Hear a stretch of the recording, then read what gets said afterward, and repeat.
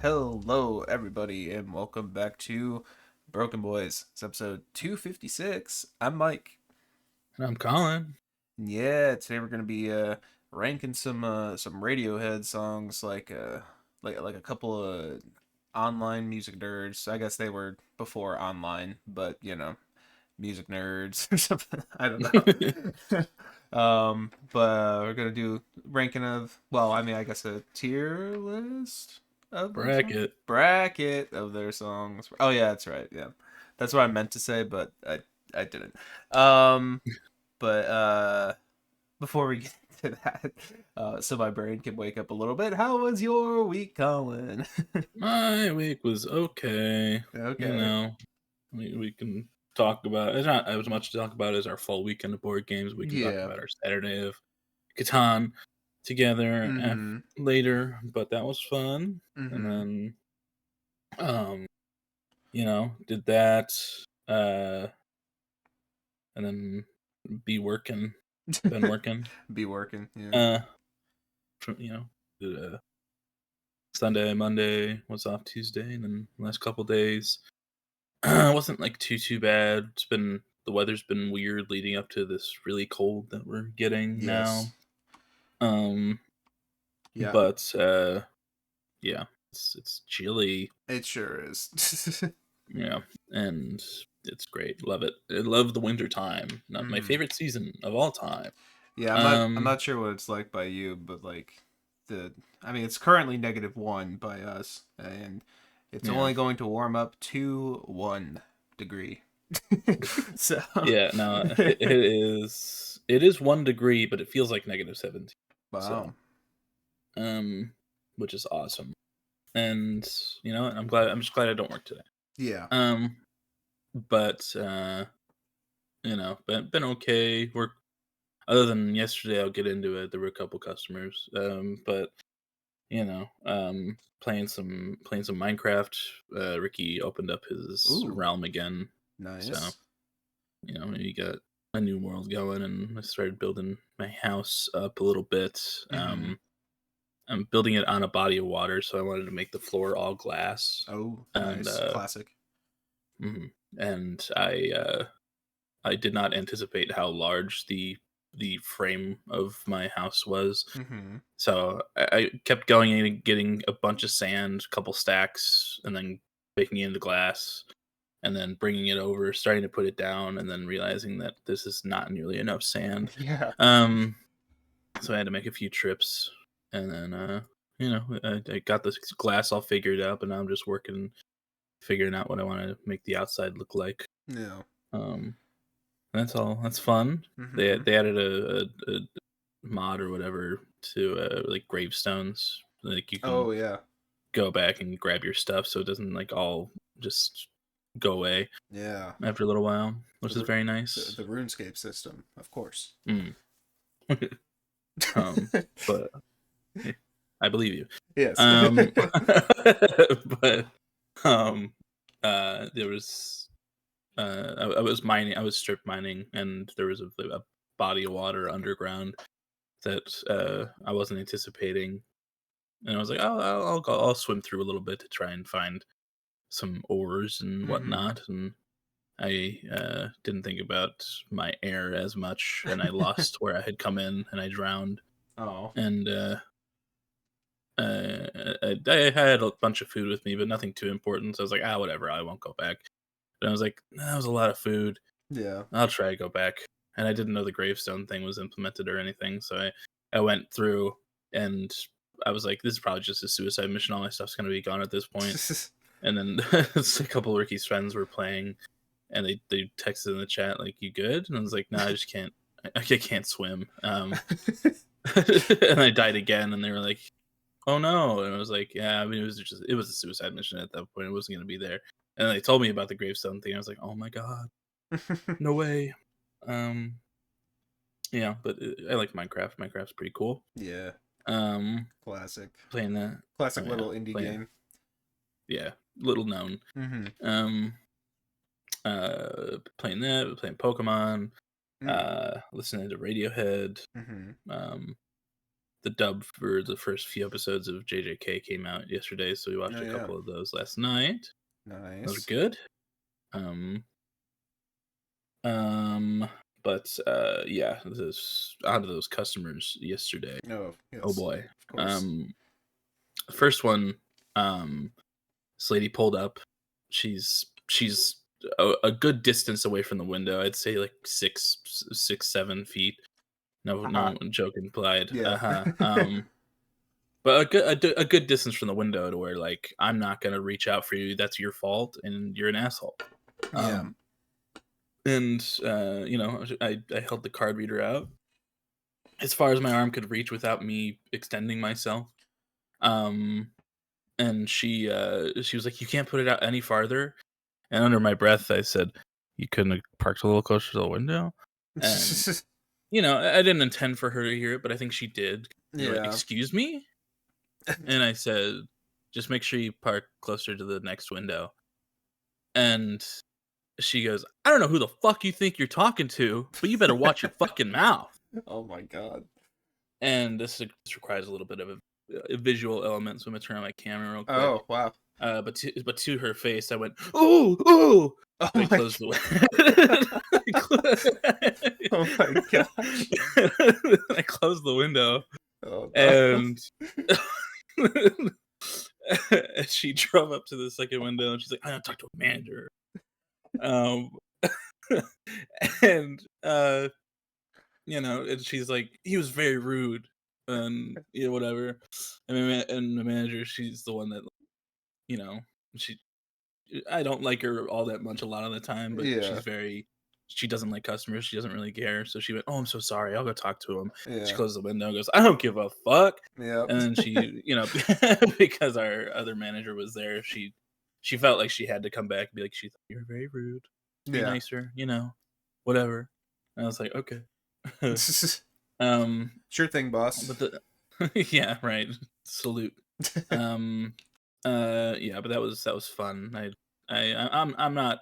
I'm done being nice to the customers. If Yeah, they're, you're pretty I unfazed by customer service these days, it seems like. no, seriously. I have no problem being nice to you if you're nice to me Hmm. to begin with. But if you're gonna be an asshole to me in the first place, I my filter is gone, buddy. I don't Yeah. know.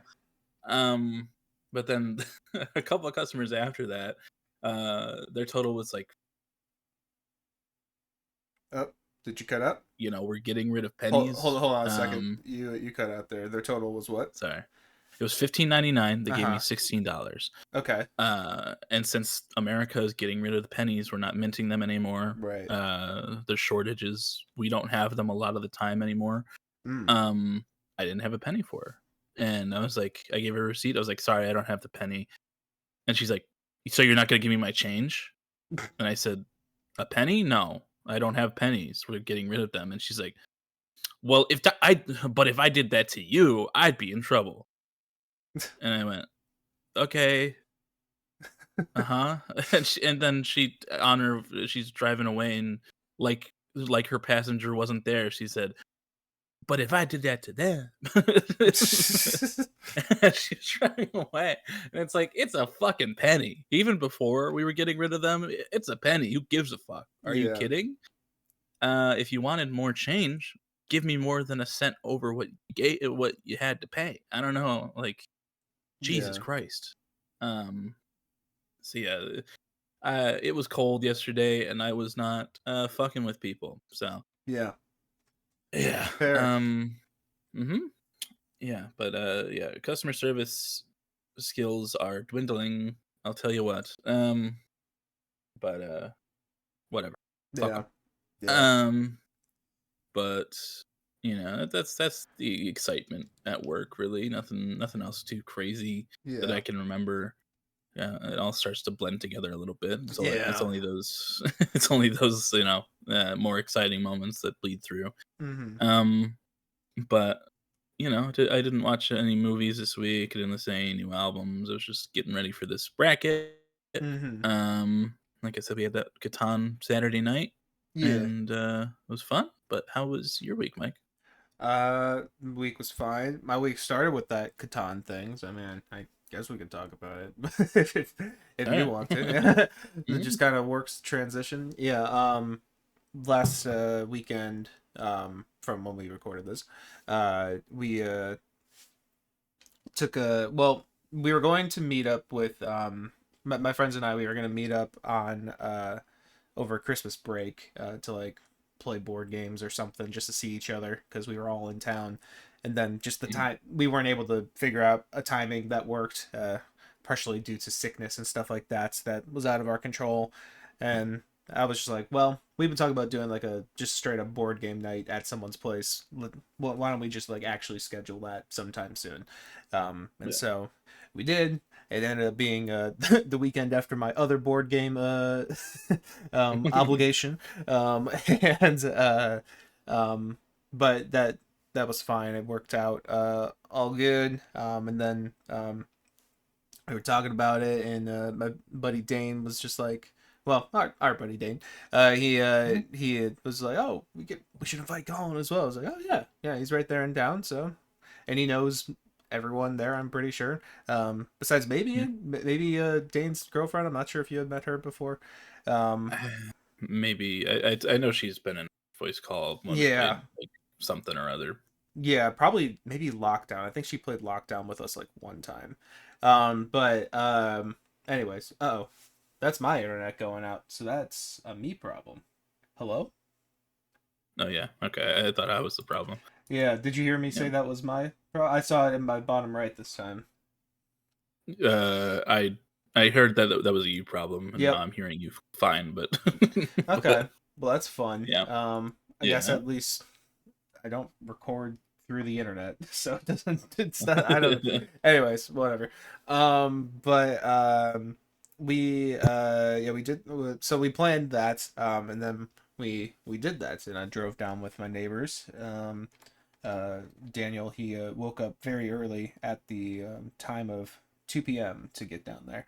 Wow. Yes, brave soul. But yeah, but he or that I was fine though. We drove down there. I kind of got to show them a little bit of a tour of the campus, like, oh, I lived in that big one, but things like that. Mhm.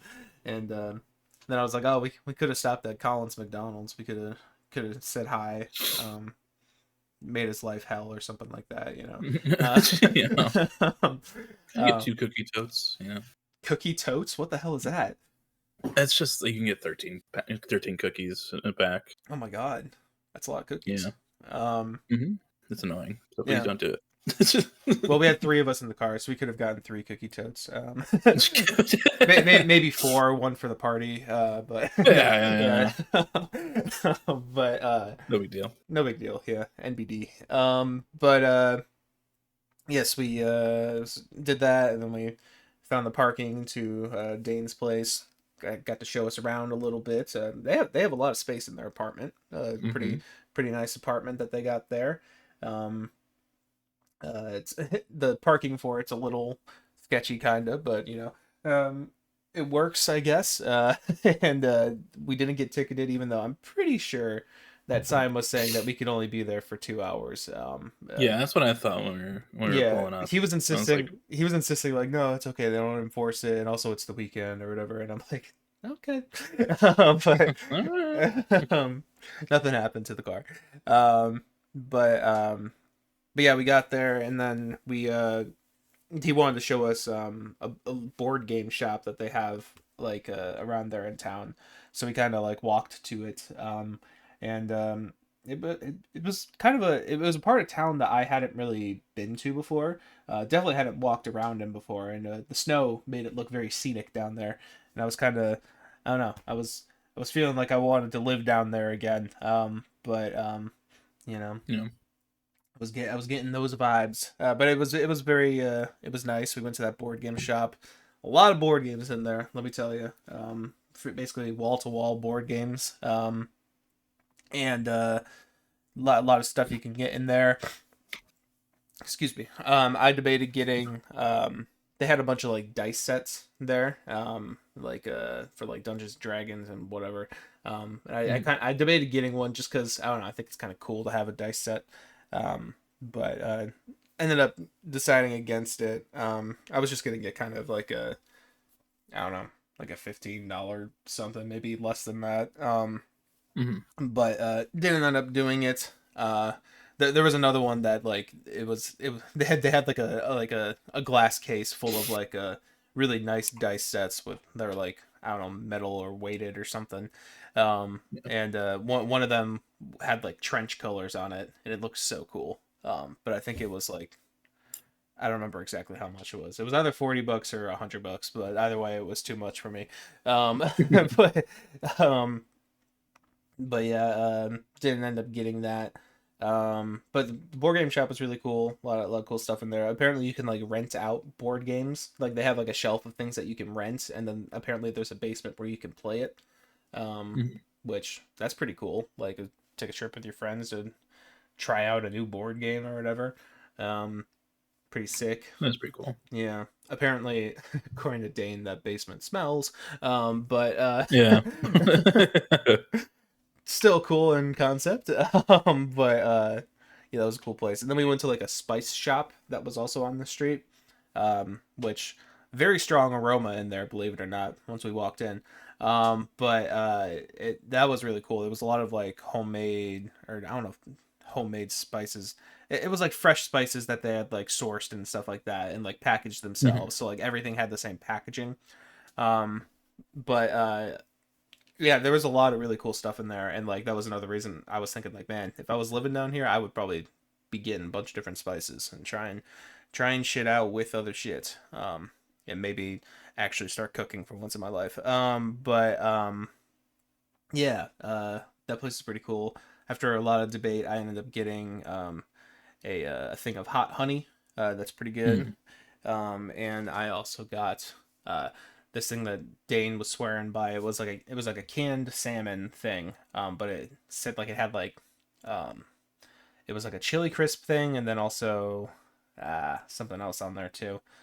But he was saying that like it was really good. He tried it, and he would recommend. And I'm like, okay, I'll try Mm. it. And the stuff a little pricey in there, especially those two items. So I was thinking of getting a chocolate bar too, like a dark chocolate one, but I ended up just getting Mm. those two items, and they cost me like $40. But yeah, but I did have that fish, and it was very good, canned fish. It would be very good on like a rice too. It had a Mm. lot of good, like spice and I don't spices on it. I guess I don't know how exactly how to put it. Very flavorful. Um, and Nice. saucy as well would have worked with white rice. Anyways, yeah, and the hot honey is also very good. I have to find something to like actually put it on though, first. Besides just putting a dab on my finger and you know, calling it a day. But yep. Then we went back the apartment.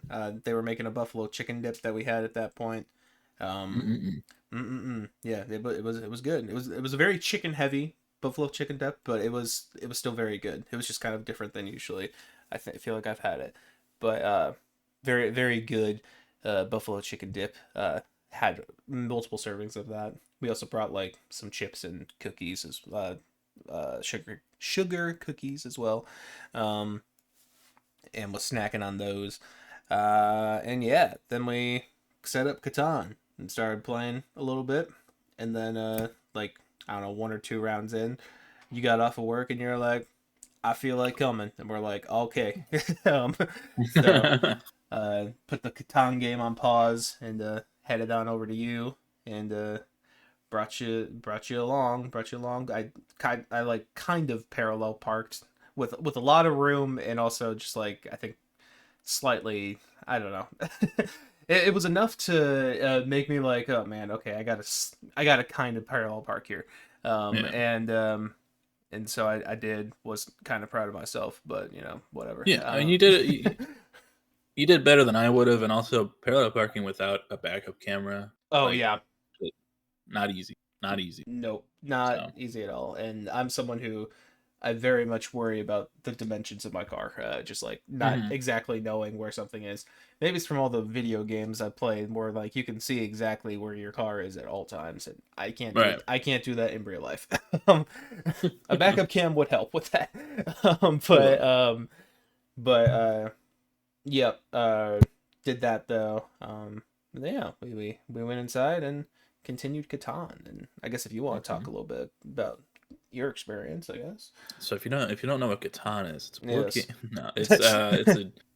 No, it's a pretty long and a little complicated, but you get used to it Yeah. as it goes on. You just have to get to like 10 points.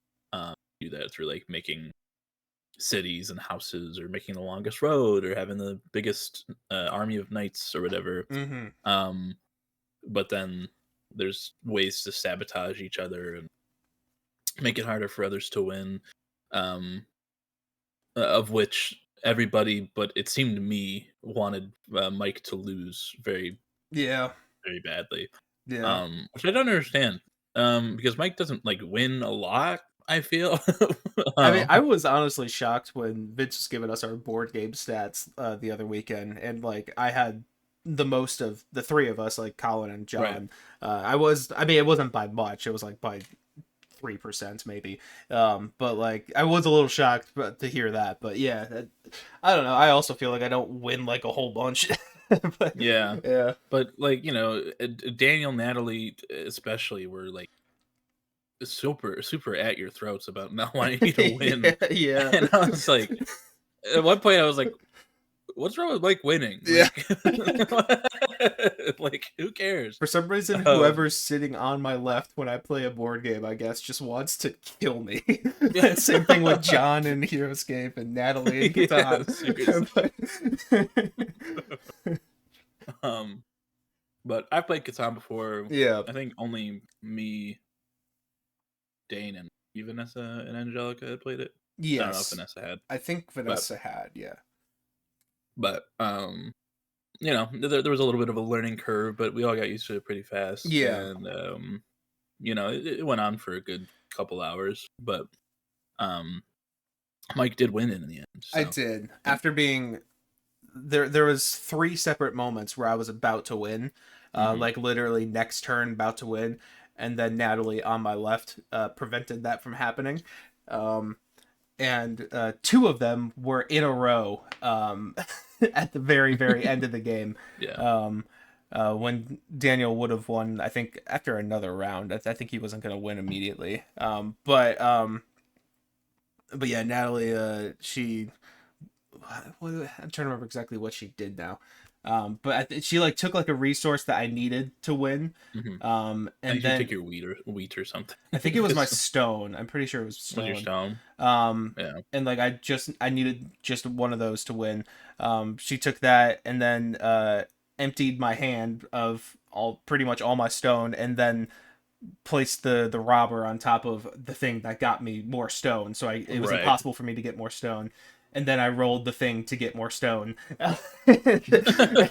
So like it was like all in a row, just like everything that possibly could have made me win was out the window. Yeah. And I was very upset at that because I think one of them wasn't. Oh, okay, I remember. She rolled a 7, so like I had to empty half my hand, which kind Mhm. of that one wasn't entirely her fault. But then she kept poking at me and kept getting more and more Yeah. and more. Um, and then I pulled what was it called, the It was like a victory point or something, like a yeah, church I or forget something. what those exact cards are called. But yeah, I pulled one of the I had the resources to pull one of those things. And then it was the last victory card, which Daniel was also looking for. Um, Yeah. and I finally got that win, and I felt very deserved. And Yeah. yeah, yeah, fucking Daniel last night, dude. Like literally last night was like, dude, that game pissed me off. Everyone was taking cards from me and then just handing Michael the win. I was like, oh, were you playing the same? Andy, Were you playing the same game as us, bro? what the fuck are you talking I about? was getting ganged up on that entire game. Daniel had resources on resources to keep pulling those fucking cards. Yeah, he There's did. no fucking Jesus It's Christ. like, why wouldn't we be stealing from you? Yeah. um, There were a couple of moments where like, why are you stealing from me? You yeah. know, like, what did I do? And it's like, Daniel, I've played games with you I before. played Civ 5 with you, I think is what you said Like, at one point. yeah, you scare me is what I said a couple of times. Yeah. So, you know, obviously I'm gonna take from you.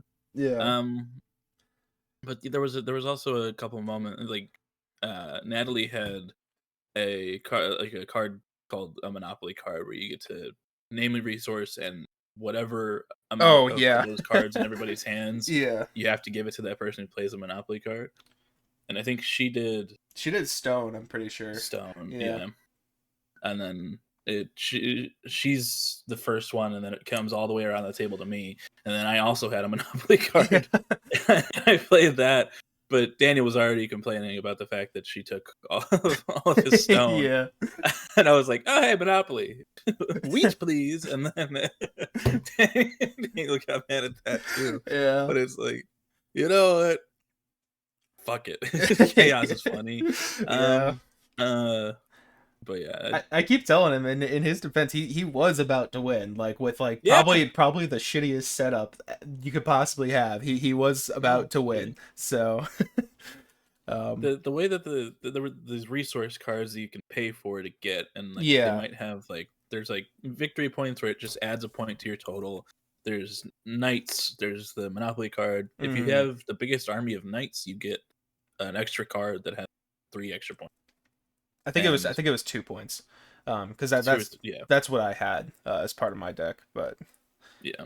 But Daniel kept pulling. He kept paying for those resource cards and pulling all the knights. And mm, if he had just continued playing the knights instead of just buying the cards over and over again, trying to get the victory point card, he probably would have been closer to winning. I think But I'm pretty sure because I made sure he didn't miss that. yeah, I think I made sure that he never didn't play a knight when he was able to. right, I think because he started pulling a lot of those like in one turn, and he already yeah, yeah, so like he could only play them after like one at a time. right. But But yeah, yeah, Catan is very fun. it was very A fun. lot. Yeah. And then we pulled out another game that I'm getting the name of. It was I wrote it down because I would forgot. Carcassonne. Carcassonne. Yes, that's what Carcassonne. you're saying. Yes. Carcassonne, and that one was also a fun, interesting one that I had never played either. Yeah, that was a fun one. That one you have to like, it's like tiles that you know you have stacks of tiles and you pick one up and you kind of just place it down to like it's Mm-hmm. either a road piece, a church, or part of a city. Mm-hmm. And parts of cities and roads can be on this parts on this on the same tile, but you just Yeah. have to like you have to make sure it's all connected the right way, and you can create cities and get points based off of like how big the city is, Mm-hmm. what power ups, whatever not, and then how long roads are, whatever. But that one was really fun. I had a good time with that Yeah. game. Yeah, it was like you kind of like build a map as you go, and like you have Mhm. to kind of strategically place things to where you can get points or whatever. It was a really fun one. And it definitely was a good one to kind of like cap off the night as well. Yeah, Nice. We kind of played a simplified version of it. I think it can get a lot more complicated. yeah. With like farmers or something like that, but we didn't play with farmers. And apparently you could also play with the characters you play as are called your Meeple. Yes. And I remember if Dane sent this. I think he might have said it in our regulars chat, but he said like, yeah, next time we can play with a big Meeple. I was like, big Big Meeple, people. big Meeple. It's like they go for 2 points. I'm like, oh my god, Hell yeah. big Meeple. But but no, like part of the way through the game, Mike and I started making this gigantic city, Yeah, just like, and we didn't intend for it to be as big as it got, yeah, but the bigger it got, the more people started getting in on it, and yeah. it started being less about us getting the points and more about everyone being greedy and trying to get a Mm-hmm. piece of the pie. Yes. Um, And at the end of the day, the city never got completed, but it ended up being like half of the fucking board. It felt like it was it was like the top portion of the board was up. It was just the city. Yeah. Um, But speaking of greed in that scenario, Colin had his inner Gollum take over a little bit. He because I think Dane showed him he had an yeah, opportunity to basically steal that city for himself, just by yeah, having an extra meeple in it, uh, and which would have given mercy. it all to him instead of sharing amongst all of us. Yeah, And he attempted to I have it did. happen, but Yeah, it was partly my greed and also kind of peer pressure. I also right. wanted to do some. I wanted to do something, shake it up a little bit. Yeah, no, you were It fine. di- it didn't really pan out anyway, but it Yeah. would have been epic. It would have been It pretty did. epic. Pretty fucking epic. Yeah. But yeah, no, it was a fun game. I liked that one. It was Yeah, I enjoyed it too. I did apologize to Mike for trying to steal the whole city to myself. Yeah. I did say that if it had just still been us, I would feel more remorseful about it. But No, I since understood. everybody was in on it, Yeah. I had to try. I think everybody but Daniel was in there. Yeah, But everybody but Daniel, and he was upset about that too. yes. Um, but yeah, great game. Yeah, I would love to play that again sometime. me too. That was a fun one. That could Vince, if you're listening, which apparently Vince is now a listener of the Yeah, pod. So let's go. We have at least two listeners. Maybe someone else from your circles. I don't yeah. know. Ricky and Garrison listen on and off Four sometimes. listeners. So Let's go. yeah, yeah. So, Um, but yeah, Vince, put Carcassonne on your board game it's list. spelled carcass and then ONNE on. um, but yeah, that's a good one. I think he would like that one a lot too. Yes. Um, but yeah, that was pretty much it though. We dropped you off after that and said our goodbyes. Mhm. And then I got my elixir, my peach monster, and we drove back. It was good. Drive, I bet. Oh, Sorry, uh, had to pause for a sec. no, you're good. But yeah, yeah, I got my elixir, my peach elixir, and we drove back. Very dark. They got to Yes. see. I was telling them there was because we saw a bunch of windmills coming in. And I was like, at night they all blink in sync with one another. And it Mhm. looks kind of cool, kind of creepy a little bit. And then Yeah. they'd never seen windmills blink and sync like that before. Also, I'm like, whoa. we looked it up. Apparently, because we were like, one of us sparked the question of like, how much do we think one of those windmills are? Mhm. I'm actually kind of curious. What do you think? How much do you think a single windmill is costs? Uh, I would say it's gotta be like in the tens to hundred thousands of dollars. Yeah. Um, I would, I'll say $275,000. Wow, nice guess. Also thought it was kind of in that range. Every windmill is like $2 million. Holy shit! Yeah. I think. I Wait. guess they're huge, I but think it was damn, 2 million. It was definitely at least 1 million or 2 million, something like that. I was shocked by that. Jesus. And yeah, we were looking into it. Daniel was looking into it. Apparently, they pay themselves off after like I don't know, like 11 years or something like that. Which sounds like a long time, but I guess if Yeah, it's a windmill, they just I don't know the energy it makes it will stay there for a while. I'm not gonna pretend like yeah, I I guess so. entirely know how I a have no windmill idea. works, and how it leads to someone getting money. But yeah, They that was kill the pretty birds, crazy though. though, They according do to Trump. So they well yeah. I mean I think isn't that an actual thing that happens? The birds fly into them, and I don't think yeah, it's but like a I think significant problem, but yeah, he was framing it as a significant problem on yeah, a couple years. So yeah, um, but yeah, that's crazy. I didn't expect yeah. But fun little tidbit. fun little tidbit, yeah. But yeah, the drive home itself wasn't all that significant. Hmm. And, and then that was it. That was the weekend. Fun weekend. It Yeah, was a good time. And yeah. I guess. Do you have anything else to add to the weekend before I move on? I don't think so. It was a good time, and I hope to do it again sometime. Yeah, yeah, same here. They got a nice little space there. But yes, then the rest of my week, also not really too notable.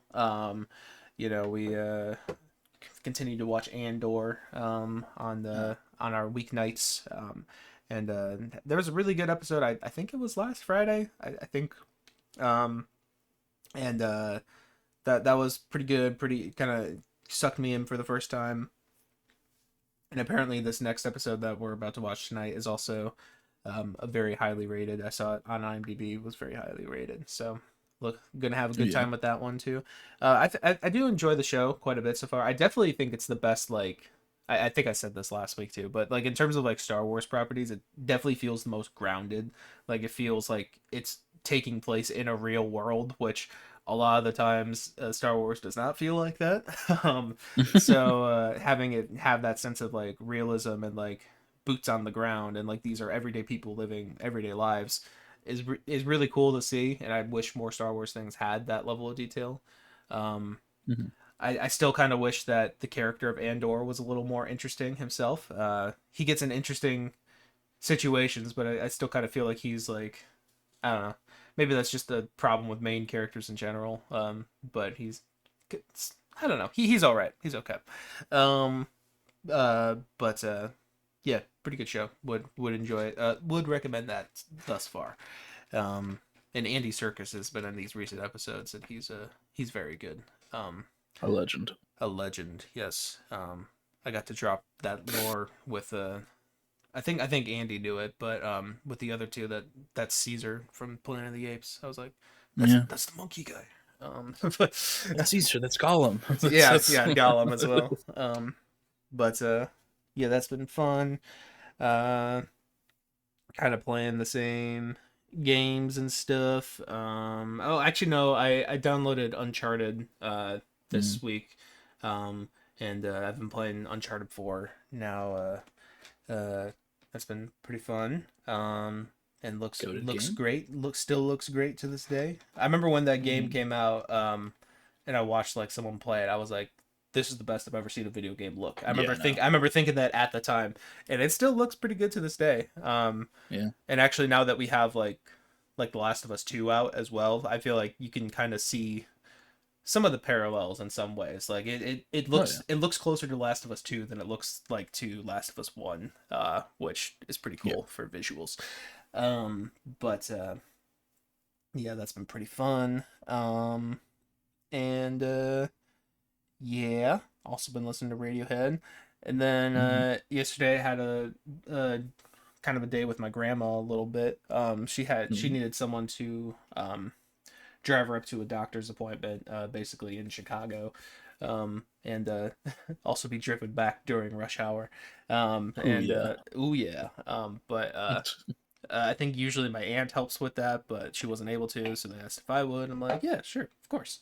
So got to spend a little one-on-one time with my grandma. You know, that was nice. And she insisted on buying me a dinner afterwards too, so we got some food near her house. That was very good. I got like this. It was like a Greek burger or something. Mm. It had like a Greek cheese on it, and then like a little bit of Euro meats. I'm not sure if it was in the patty or what, but there was Euro meat part of it as well, and like some sort of like spicy aioli or something like that on the buns. Some fried Mm. onions. It was very good. It was a very good burger. I got some sweet potato fries with that as well. Um, Nami. Yummy, yummy, yummy. Very good. Uh, and yeah, I mean, that took up a lot of my day yesterday, but it was, I'm not complaining about it. It was fun. It was good time. Um, and yeah, I think that's pretty much it for me. I don't think yeah, I didn't listen to any new albums or watch anything. So yeah. Yeah. um, I guess want to start with music news or maybe or wait, Yeah. Yeah, yeah. we can start some music. Oh, I forgot to mention Oh yes. that in my week that I was drawing a little bit again. Oh Um, I can send a picture of what I drew. It's just a character from JJK that you won't know or recognize really, but It's okay. I can he's a appreciate the he's a art. cool he's a cool guy. His name is Chozo. Oh, hell yeah. Um, That sideways, Chozo. but Sideways Chozo. Chozo. Uh, I'm turning but my head sideways currently. yes, he's a blood. He does blood manipulation, like blood Oh, bending type. So nice. he shoots blood and stuff, which is he's pretty cool. And I was Yeah, like, I want to draw him, so I did. looks sick. Nice job. Thanks, thanks. Much better than Yeah, I can do. music I news. make stick figures. I can only draw if I'm looking at a reference. So Yeah. um, I mean, I think a lot of artists do that though. I don't think there's any like shame or anything in that. Yeah. Yeah, it looks great. yeah, thanks. But, Hell yeah. Cool. In some music news, Mr. Harry Styles has released his first single for his upcoming album, called Aperture. Have you listened to this? I did. I only listened to it once last night. I But listened to it once, on the brink of sleep last night. So yes, I'm kind of kind of in the same boat as you. But what do you think of it? yeah, I did like it. Mm-hmm. I think that it's a little long, Mm-hmm. and not all of it is super engaging. But I think for what it is, it's a nice introduction to the record. Um, I don't think it's like mind blowing yet, but Mm-hmm. it gets me pretty excited to see what's coming up on this disco occasionally Mm-hmm. album. So, but Yeah. we'll see. Yeah, Could grow. I feel pretty similar. Like where I think it's a good track. I think it's nice. I think the synths in particular sound very nice on it. Has good production. But yeah, just maybe a little long and one note for being so as long as it is. And I feel like I get there's a little to be desired from like the hook and the melodies and stuff like that. Hmm. But it's still good though, and I could see myself really enjoying something else that he makes in this vein if this is kind of the vibe of Yeah, the album. So maybe not my favorite, but it's still fine, it's still good. yeah. And looking forward to that one. Hmm. Um, That album comes out March 6th. Something like that, yeah, So like early March. yeah, So not too long from now. um, yeah, yeah. Also announced a quote unquote tour. I don't know if oh you already yes, that's mentioned right. that. Yes. I wouldn't really call it a tour as it's only like 5 or 6 cities Yeah. across the world, and one of them is New York, in which he'll be playing Madison Square Garden for 30 nights in a row. Yeah, that's Um, insane. which is fucking crazy. And I saw that um the New York Rangers, the hockey team, is not Uh-huh. going to be able to have a home game for like 3 months because of like a Mm. month because of it. Oh my Uh, god. yeah, so that's crazy. But I'm not a big fan of that. Um, Yeah. it's weird because like tours are supposed to be tours, you know. Mm. It's called the Together tour, Yeah. but and tours are traditionally you go, it's the artist going from state to state, country to country, Not the fans doing getting, it. yeah, going as many places as they can, Yeah. but now you're making the fans pay for transportation to get to possibly the other side of the world, the other side of the country. Right. Is he doing For any shows you, in like LA or anything? I don't think so. Wow. Well, no, I think it might just be New York, Wow. Yeah, so like that would for be, America. yeah, long travel times for anyone. I mean, it's we're kind of closer than some people, which is crazy Yeah. to think about. I asked our friend Erica because she was mentioned before that she when he was doing a residency in Hmm. Madison Square Garden a good few years ago. I asked her if she was going to all 30 nights. Hmm. Um, but and you said that she's a fake fan if she doesn't. Yeah. Um, And then she to said which some she responded that not nice things to me. which really really fucking killed me with that. uh, she said But something. I offended her greatly with that comment. Oh god. Oh, she said something to the effect of like, "You'll be front row to me killing myself." Yeah. I So, like secured don't my mess with place. Erica. Um, but yeah, that's that. But she said she'll try to make it to 1 or 2 nights. So Yes, at least yes. there's that. Uh, but I do wonder. Do you know if I mean I know neither of us are like super huge on like Harry, but uh, like, do you know like the prices of that by any chance? Because there's no way uh, like that's like normal pop prices for all 30 nights in a row, is it?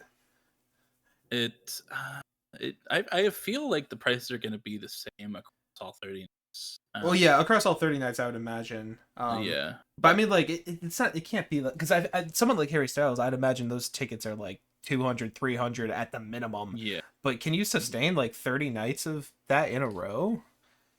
I don't know. I probably Harry Maybe. Styles. I I guess assume so. a lot Yeah. of people are going to go multiple nights. Yeah. And plus people coming from across the world, across the country, Right. um, every night. It's like Las Vegas. Right. You got residencies in Las Vegas. They sustain themselves somehow. I guess so. Yeah. Um, so it's especially like New York is such a hub. There's so many people in New York already. Yeah. And while they are probably really expensive tickets, it's people will stop at nothing to see their favorite artist, really. So, I guess so. um, but yeah, the openers he has as well. I really only recognized one, and it's Shania Twain. Mm-hmm. But yeah, he's playing Amsterdam, London, Sao Paulo, Mexico City, New York City, Melbourne, and Mm-hmm. Sydney. Okay. So two in Australia. Yeah, two in Um, Australia. Yeah, and those are fairly close to each other too. Like if he had like yeah. one show in Perth or something, like I guess that would make sense. But Hmm. yeah, those are relatively close to each other. Yeah, not super understanding Right. is their logic on this, but you know what? I'm not going, so I don't Yeah. care. Yeah. Same here. I like Harry. Definitely not enough to travel to New York. No, no, um. Yeah. but that's cool. And then Noah Khan is releasing his first single for this upcoming record I next didn't. Friday. Oh, next Friday. Oh my God, I didn't know he had one coming. Yeah. Did you Yes, talk the about single's that? called the. I think I mentioned it a few weeks ago that he was Maybe. teasing. Yeah. Um, but yeah, he's got an album coming out at some point, but the first single comes out next Friday. It's called The Great Divide. Hmm. So, um, I think he's on my. Did I put him on my? I don't remember. No, because he teased. Yeah. So I didn't. Um, but yeah, that's cool. Hell yeah. I have a thing here as well. Did you hear about this Help 2 album by any chance? I think I did with all the different artists on it. Yeah, yeah. It's a collaboration album. I believe it's all being headed by the producer James Ford, who he's a pretty big producer who uh just recently did the newest Black Country New Road album and also The Last Dinner Mm, Party. He's worked with them a bunch. I know he's worked with a lot of different artists, but there's a collaboration album coming out that he's heading, which has new songs from a lot of new artists, and it's going. All the proceeds are going to War Child UK, which is a pro company, not company, what's the word I'm looking for, charity. organization, charity, yeah, which aids children in like in conflict zones like Gaza and Sudan. It's Mm, all going to the children, which is good. But it's very nice. pretty crazy collaborative album. Like I said, has I thought it was all new songs, but apparently there's some covers in there. Mm, But it has artists like Black Country to Road, Last Dinner Party, mhm. Cameron Winter, Yeah. Arctic Monkeys, Wet Leg, Olivia Rodrigo, Yeah. and much more. I didn't list like everyone that was on there, but like there's a lot of like notable names, and for a music nerd like me, a geek like me, there's a lot of really cool names in there. All to be on the same Mhm. project with Olivia Rodrigo, so like that's pretty cool. Um, Yeah. and that's also coming out March 3rd, if that's the same day that Harry Styles is coming out. Um, Hmm. but yeah, I'm interested. Just, I mean, obviously there's going to Yeah. be new Black Country New Road song or something, which I'm going to enjoy. But I'll Right. probably listen to that whole thing just because that's really cool. I don't know. Yeah, well, that's pretty cool. Yeah. Uh, it's not confirmed by Fortnite yet, but there's a lot of leaks and stuff going on. Mm-hmm. The Chaperone is going to be the next festival icon in Fortnite. Yeah. Which is very cool. Much better than Lisa. whatever Lisa Yeah. or the or what I thought that Kazuna AI or whatever it was going to be. Oh yeah. They framed it weird for when they announced her stuff coming out and made me think she was the festival icon. Yeah. But I like Chapel. I was like You Chapel. mentioned it. Yeah, you mentioned it yesterday, but the people have been saying that her night outfit from the Grammys a couple Mm-hmm. years ago would be really cool. And That I would go think hard. that would go hard. I think that and just like her Midwest princess outfit from the album cover would be Oh cool. yeah. But Yeah, that would be cool um, because that would kind of be like a drag outfit, which I'm not sure if yeah, there's stuff like that in Fortnite. I don't think so. I don't know. But Breaking barriers. exactly. Um, I'd also I love also this. think they Oh, could do sorry. her. Go ahead. I was gonna say I'd also love to see the subway, but yes. Yeah, that would be good too. What are you gonna Um, say? I think they should add her Statue of Liberty outfit Oh where yes. her whole ass is out. Yeah, that would go And very green. hard. That was But not that's intended to be a cool. dick joke. I am not that crass. And I realize she is for not the not ladies, here. not for me. Yeah. Um, but that's cool. Yes. I when they fully announce that, I'll be very excited. Yes. I kind of I don't know. I feel like cuz there was like I feel like the same amount of teasing and like quote unquote confirmations for Daft Punk being a whole season Yeah, when that was happening, and then it ended up being Gorillas. It was like, where did that come from? yeah, So I mean, we'll see. Maybe she'll be the headliner, or maybe she'll just get a bunch of drops halfway through the next season or something. yeah. But It's gonna be Chaperone. It's gonna be Chaperone.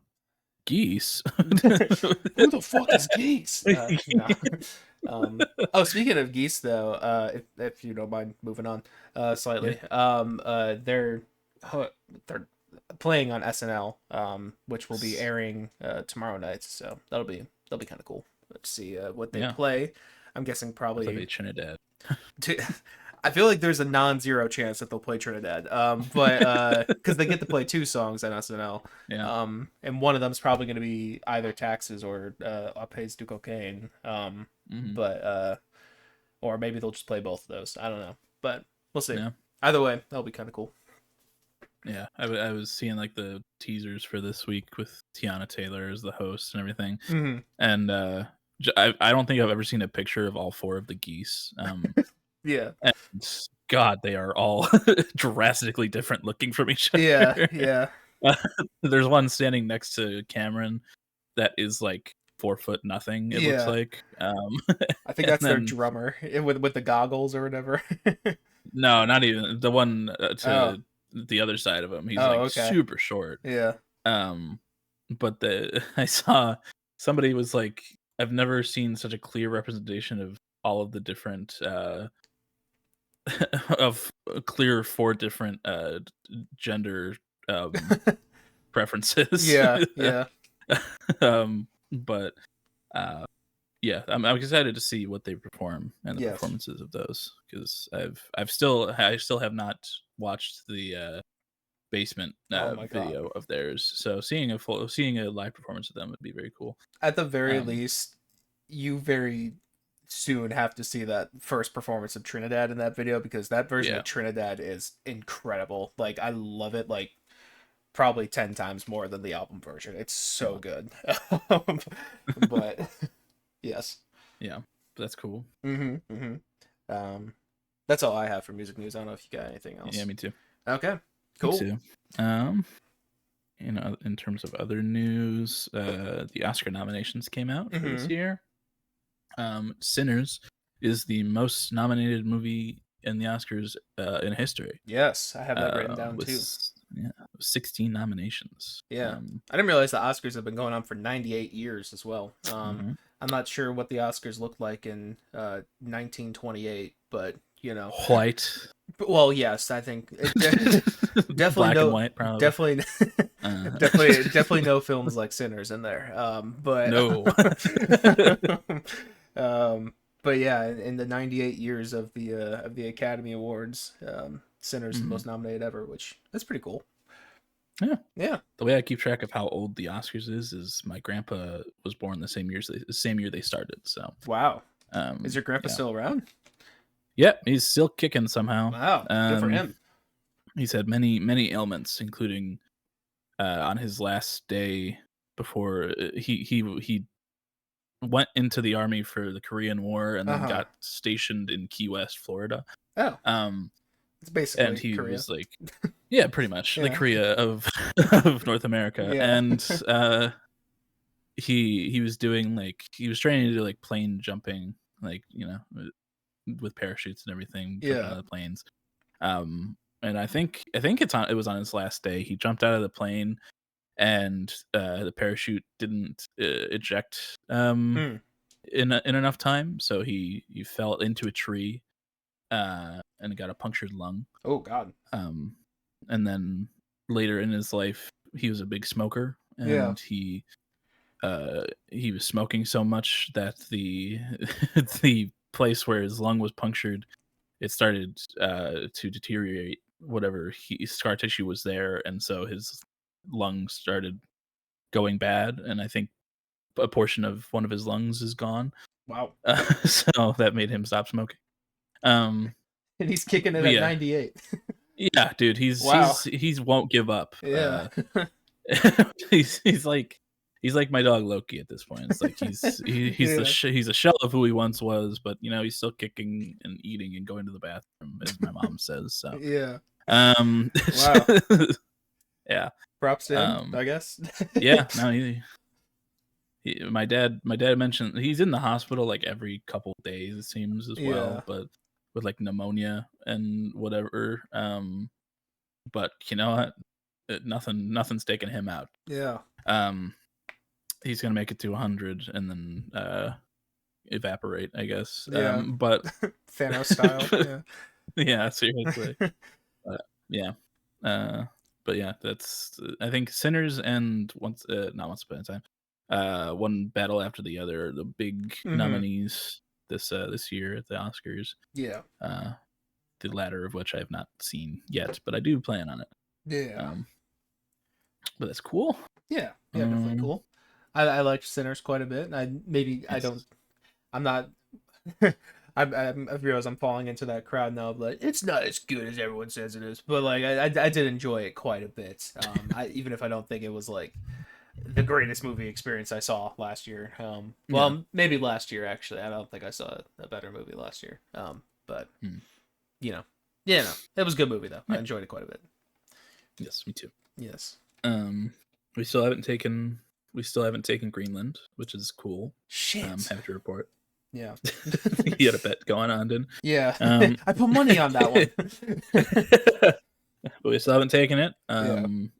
Trump was in like Switzerland or something for a big meetup or something, Yeah. and he's looking real gross, dude. Mm-hmm. He's getting real ugly looking. He was already ugly, but boy, there was a picture. Um, and God, he's orange, like Yeah. a sickly orange. Uh, um, so he's looking bad. Hoping that day comes soon, but Mm-hmm. we'll see.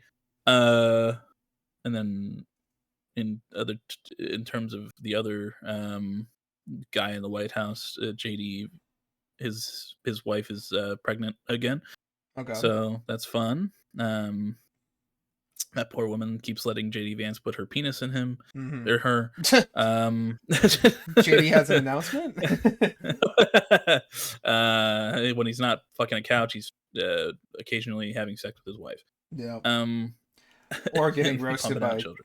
Connor Eats Pants on Twitter. I'm not sure if Yes, you've. that's Yeah, yeah, I forgot to mention that the week that was happening, but Connor has been going in on Twitter replies recently. yeah, Love that guy. yeah. But he was also in Minneapolis, like telling people like, "Hey guys, just let Ice do what they're gonna do." Yeah. Like, just get out of their way. Don't yeah, don't be assholes or aggressive towards them. Like, if they're targeting someone, it's probably because they're a sex predator. Oh Just my tell them where god. they live. Um, Even though they just kidnapped a child Yeah. after school the other day. Um, and but it's like I can tell you where a sex pest lives, and it's in the White House. Mm-hmm. So send ice over there, why don't you? Yeah. Um, but that's don't do what JD says. Be aggressive towards ice. Fuck them. Yeah. Um, Not literally fuck them, but yeah. No. Um, but I don't know if I have any other that's that. news. That's all I've got here as well. Already? Well, an hour Alrighty. in. Want Yeah. to head into this long bracket? Let's go. Um, We just hit an hour, so yes, perfect. we're doing good. Yep. Um, all right.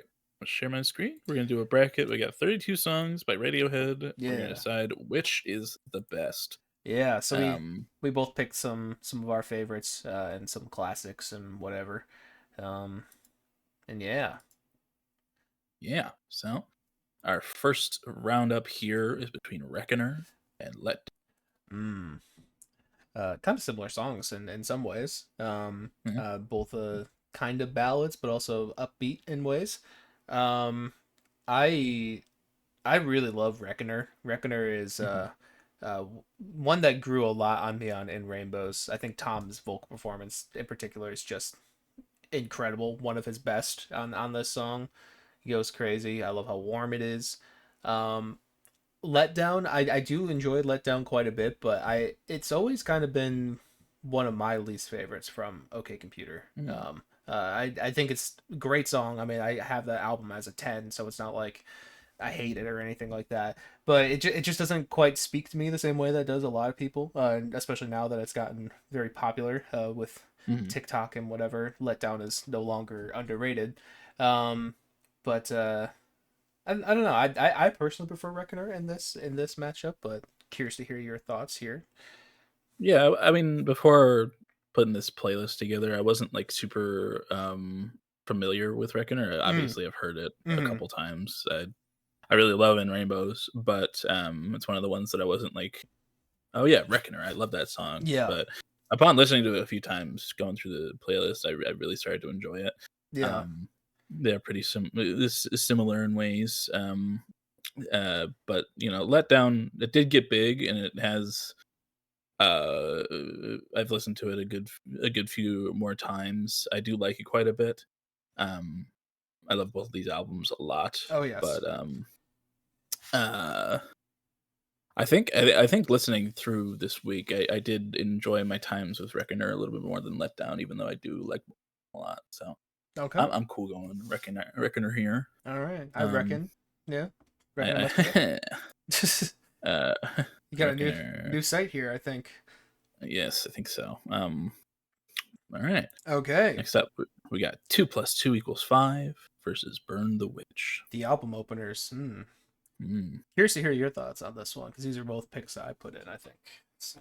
Yes. 2 plus 2 equals 5 was another one I'm not super familiar with. I'm also not super familiar with Hail to the Thief in general, Yes. Yeah. which I did state, but I was completely okay with you adding songs from it. Mm-hmm. Um, I do like this one a lot. It did grow on me as I was listening to it a couple times as well. But I am very familiar with Moonshade Pool, and I really, really love Burn the Witch as the opener. It's very, very. I don't want to say like it's kind of dark. It's I sad. would say it's But dark. that's Yeah. yeah. The whole album's dark and sad though, so it's Yeah. like it sets the tone very well for that record. Yeah. And I really, really love Burn the Witch. I like 2 plus 2 equals 5. Burn the Witch is like I love the way that opens a Moonshade Pool. Yeah. So, I'm very biased to this one as well because I think Burn the Witch is the first I think it's the first real Radiohead song I fell in love with, because I think I really liked it as a single. I mean, it was probably after A Moon-Shaped Pool had come out, but I liked it just on its own a lot, and then I think I checked out more of the singles from that album, and then I checked out A Moon-Shaped Pool, and that was my first Radiohead album. So I think I'm very privy to Burn the Witch. I really love the orchestration on this one, and just how like brooding it sounds and very dark, I would say. I'm not sure if I would say this one's super sad, but it is. I don't know. I really love just the energy and the atmosphere of Burn the Witch. And 2 + 2 = 5. I do really like that song a lot too. I think it's one of the more overt political charge songs that they have, Mm. especially for Bush era, in 2004 or whatever when this came out. I think it applies a lot nowadays too. Some of the stuff he's talking about in here, and yeah, it's a great song. I really love this song as an opener. But Burn the Witch is that's one of my main bitches. I love it. So yeah, I would go Cool. Burn the All Witch right. here. Yeah, Burn the Witch. Burn the Witch. All right. Cool. All right. Next up, we got Everything in Its Right Place versus Black Star. Mm. Hmm. Um, What your Oh, thoughts? I really, I mean, I'm going to have to find ways to not sound like a broken clock this entire episode. I like all of these songs a lot. Everything in its right place, I really, really love as an opener. Talking about setting a tone for an album, I think this one it sets the tone for Kid A like impeccably. It's so great. I love the synth tones on here. Tom sounds great on it too. I love all the manipulation of making it glitchy and what have Mm. you. And just the overall atmosphere and the way this one is like it builds itself like ambiently is really really cool. Sets the stage perfectly. And Black Star, I do like Black Star a lot. For me, it's never like it's one that has grown on me a bit over the years. But it just doesn't really stick out to me as much as some of the other Radiohead Mm. tracks. I do think it has some great guitar parts in it, though. I like the refrain it keeps coming back to the boom boom boom, right. Mm. Verses are very nice on it too. Uh, yeah, I like Black Star quite a bit, but to me it's not quite on the same level as Everything in Its Right Place. I love that opener. Yeah. Uh, so when I was picking songs, Mm-hmm. I was kind of extending my knowledge of songs that I really know and love Mm-hmm. by Radiohead. I was just like kind of flipping through all the albums to see which ones I remember. Yeah. And Black Star was one that the Bends in general surprised me by how much I liked it Oh during yeah, Artist it's a Analysis, great album. and I really like it. But this one I hadn't listened to probably since the Artist Analysis, and I just clicking on it and listening through it, just I enjoyed it quite a bit. I Mm-hmm. like Tom's vocal performance. I like the Yes. it's like a soft rock song. It's nice. It's a nice it's a nice little time on the bends. Yeah. But it is unfortunately against a god here. Yeah. A So Titan. Yeah. yeah, everything in its right place is just it's so Kid A is very eerie, and this song it just adds it just sets that tone Mm-hmm. with all the glitchy cold electronic stuff that the Kid A is very um prominent in. I love everything in its right place. I think it's a great opener. Bonus points for it being the closing uh, track for the first season of Daredevil Born Again. Oh, that's right. Yeah. Um, very cool. I love everything in its right place. So Cool. yeah. Yeah, Black Star it is a great song. But yeah, like we were both saying, kind of doesn't really hold a candle. Mm, yeah. All right. Cool. Up next, we got Electioneering versus Weird Fishes slash Arpeggi. Um, all right. Yeah. Yep. Electioneering, I really like. I think it's like a cool. It's kind of it's like classic rock in the way that it's structured, the way Yeah. that the instruments and everything are, and I like that quite a bit. It's very um it's kind of unique amongst a lot of the tracks on OK Computer. Mm-hmm. Um, and I like that about it. I think that it's a fun little break in the sadness and Yeah, yeah. and darkness across a lot of that record. Um, but that's always one that I've come back to and really enjoyed.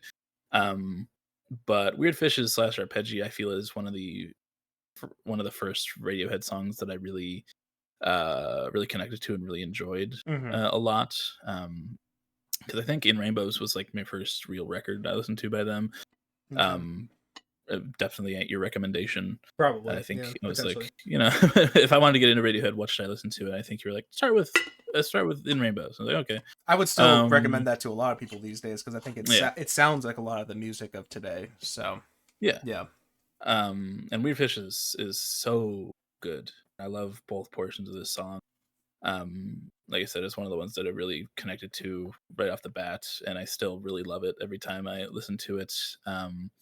So I really like electioneering, but I'm feeling weird over here. I'm feeling like a weird fish. Um, uh, yeah. Electioneering, I think is kind of criminally underrated. Mhm, There's a lot of people who say that this is their least favorite song on OK Computer is electioneering, kind of for the reasons you were saying, like it feels different from the mhm, rest of the album. But I agree with you that I think it's a good, nice little change of energy, especially like kind mhm. of I'm not sure if it's exactly in the middle of the album, but it's towards the middle of the album. And I think it's one of the last like just energetic songs on the record in general. Yeah. And it has a lot of stuff going for it that I don't know. The meme for a long time was let down underrated, but I think it's got to be electioneering underrated these days. It's a great song that I think absolutely deserves its place on that album. But Mhm. yes, like you were saying, it's unfortunately also up against a titan here. Weird Fishes Yeah. Arpeggi is just crazy. I love the arpeggios as well. A lot of the guitar stuff is in there. That's what it is. I love the arpeggios that they're playing on the guitars and like how everything combines together in this song is it's very technically challenging to get correct, to be honest, the way all the parts move together, but it just it feels so floaty and spacey for a lot of it. Mm, And Tom is, killing those vocals and the background vocals are really fun to shout in this one as well. And mhm. I love how dark the ending of this one gets as well too. Just I don't know, it's a really really cool track, and it's one of their best. So unfortunately, electioneering will not be moving on. No. But criminally underrated goes so Yes, go yes, yes, give it some yes. love. Agreed. Um, all right, we got Battle of the Bends, Mm. Fake Plastic Trees Battle versus of the Planet Bends. Telex. Battle of the Bends. That's a good one. uh, yeah. Yeah. Fake plastic trees. I've already said it like so many times in this episode, but I genuinely mean that fake plastic trees is one of Tom's best vocal performances, especially early Mm, vocal performance. I know he was very influenced by Jeff Buckley during this time, and you can hear it a mm, lot on this song.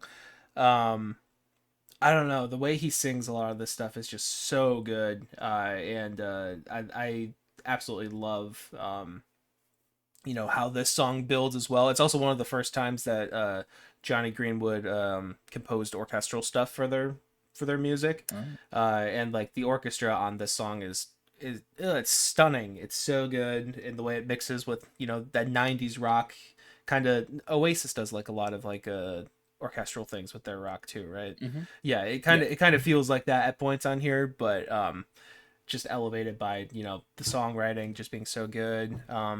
And I especially love the ending of this track with the "If I Could Be Who You Wanted All the Time," just the way he sings that part. Oh, Yeah. so good, so good. And Planet Telex, I also really enjoy. To be completely honest, it's not in my favorites. I don't know. It's hard to describe exactly why. I do really like the effects on the guitars and stuff. And I like how it kind of switches back and forth between like being like that trippy delay effect or whatever, and then like the harder rock stuff. Mhm. I think it's a cool mishmash and opens the album very well. But Fake Plastic Trees has always kind of been the big highlight for me on that album. So that's the Yeah. one I would go with.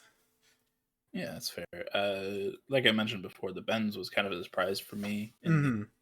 artist analysis and the way that it's opened with Planet Telex. I think Radiohead in general is just really good at Oh openers. yeah, and Um, closers. Yeah. yes, and Planet Telex is no exception for that. It's fantastic. I really love the way that it opens the Bends. It spoke to me so much that it was my song for that artist analysis. That's So right. Yeah. um, I really love the way that it opens. It's very good. But Big Plastic Trees, yeah, man, I this is probably the one I listen to the most on the playlist, just over and over again, Mm-hmm. just because it's so fucking good. Yeah. Um, and it's one I feel like I didn't give enough love to in the past. It's just I love the vocal performances, the production and instrumentation across this whole thing is so good, Yeah. and I really love the lyrics across it as well. Mm-hmm. It's just it's fantastic. It's such a good highlight off of that record, and for it to be so early in their discography too.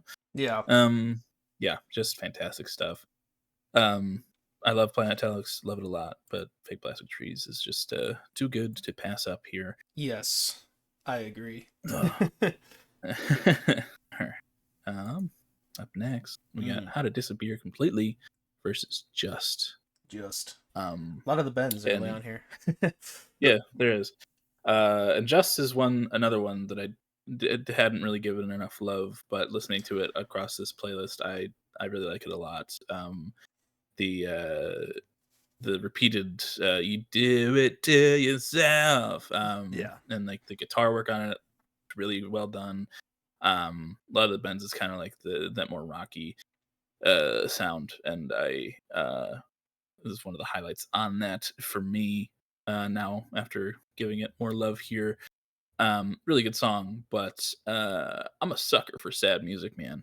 And how to disappear completely might be one of their saddest songs. Yeah. Um, the performance across it, the lyrics are heartbreaking and just so um upsetting. Hmm. And I love the way it's put together. I love sad shit, and good example of that. So How Yeah. to Disappear is my pick. Yeah. Just as one that I would have fought for a lot of these songs, to be honest with you. It's unfortunately going up against what I have called in the past my favorite Radiohead song, How to Disappear Mhm. Completely. I absolutely love that track. But just to give just its flowers, I really love the energy on this song. I think a lot of the sections it goes through is really cool. From a music theory perspective, there's a lot of shit happening in this one as well, which is Mhm. fun as fuck for me. But just in general, like you were saying, like the you do it to yourself, you do. It's such a good hook. It's one of their best hooks, I think, like in terms of like just being catchy and memorable. Mhm. And Yeah, just a really fun energy on that one all throughout. But yeah, how to disappear completely? Maybe not a fun energy, but like No. there's a there's just something about this song that like I can put to this day. I've heard this song so many times, but I could just put this on with a pair of headphones and just get lost in the production and lost in like the world it creates with like the really like haunting strings in there, and then the way the guitars and the bass like are mixing together, like it feels so dark and heavy. But then like the way it like I don't know, the way it builds with like those string sections that are orchestrated on this one, just like it's so beautiful, and it's so heart wrenching a lot too. Of course, Tom gives it all on this one. It just I don't know. There's just like nothing I don't like about this song. Like it's just Mhm. incredible from front to back. And I think I don't know. It's one of their best works of art for sure. And Yeah. I yeah. it's that bitch. I need to stop calling things my bitch. That's You my. didn't say it was your bitch. You just said it was that bitch. Yeah, I think So I said that. I I think I said that for Burn the Witch, though. I think I said that was one of my bitches. So I don't uh, know. I mean, I think that if anybody has the right to call a Radiohead song their bitch, it's you. Yeah, I guess So, so. Yeah. you know. All All right. So right. up next, we got 15 Step versus Climbing Up the Wall. Another Mm. matchup of something fairly energetic and something very not. um, Yeah. yeah. I guess I can go first on this one. Yeah. Climbing Up the Walls is one of those that has grown like a lot on me on OK Computer. Like I think it's one of those songs that like I didn't really give. Sorry, I just looked at your tabs for the first time. I see Yuji crying anime up there. Yes. I don't I even was know. dry. It's just a funny tab. Anyways, Climbing Up the Walls is one of those songs that I didn't really like, give like a whole lot of love to the first multiple times I listened to OK Computer, but it's one that like once I really like dove into like the lyrics and like what the song was about, and being Mhm. like about anxiety and like how it feels, climbing up the walls and shit like that. Like it's like a scary song, which like you don't Mhm. really associate Radiohead with. But like it's just very dark. And again, the orchestration on this one, once like those strings start coming in, um, gives it a whole new like layer of sound and texture. And then Tom screaming at the end of it too. You don't hear him screaming on a lot of songs, but he does on this one, and Mhm. it's just it's haunting. Um, I absolutely love Climbing Up the Walls. It's one of my favorites. And 15 Steps is also one of my favorites. So this is actually kind of a hard one for me. But Mhm. I love 15 Step. I love shout out to 5/4. Great time signature all throughout this song. Very fun. And lyrics aren't all that fun on this one, but the way it's delivered is pretty fun. A very great groove and energy to this one. I love the bass on this one a lot, especially when like it kind of comes in doing like the like that part's fun as Mhm. hell. I think the sections of the song are really great too, just going in and out of different things. And the guitar tones sound incredible as they do on all of In Rainbows. Very warm, very bright. Mhm. Uh, ugh. I might have to think a little bit more on this one, so I'm curious to hear Yeah, your you're good. thoughts on this one. Uh, yeah. Climbing Up the Walls was another one that I didn't really come back to all that often. Like I said, really love OK Computer. It's also a Mm, 10 for me.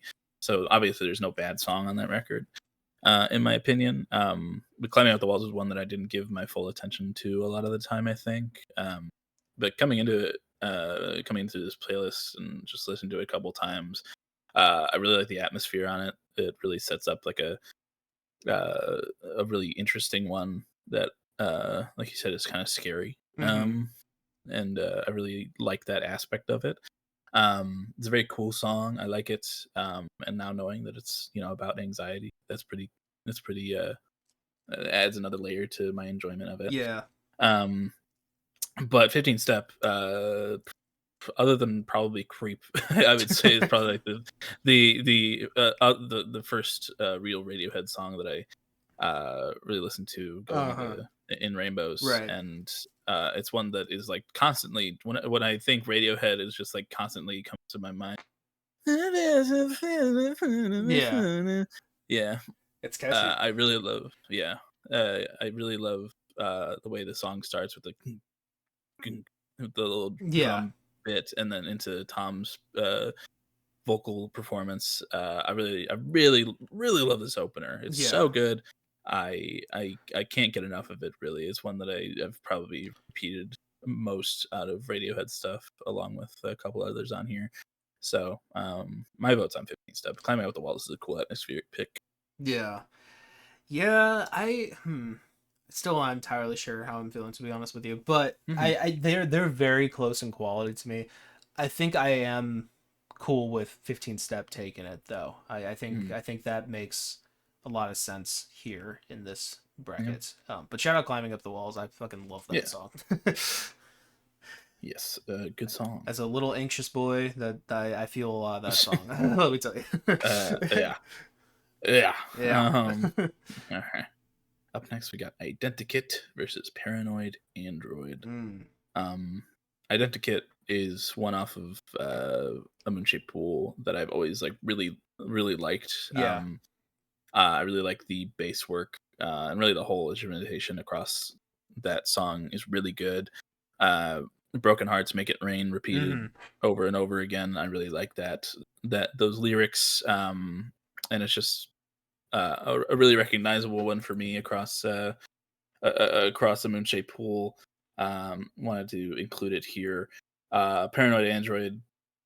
It's kind of hard to have anything new to talk about because it's one of the big ones off of OK Yes. Computer.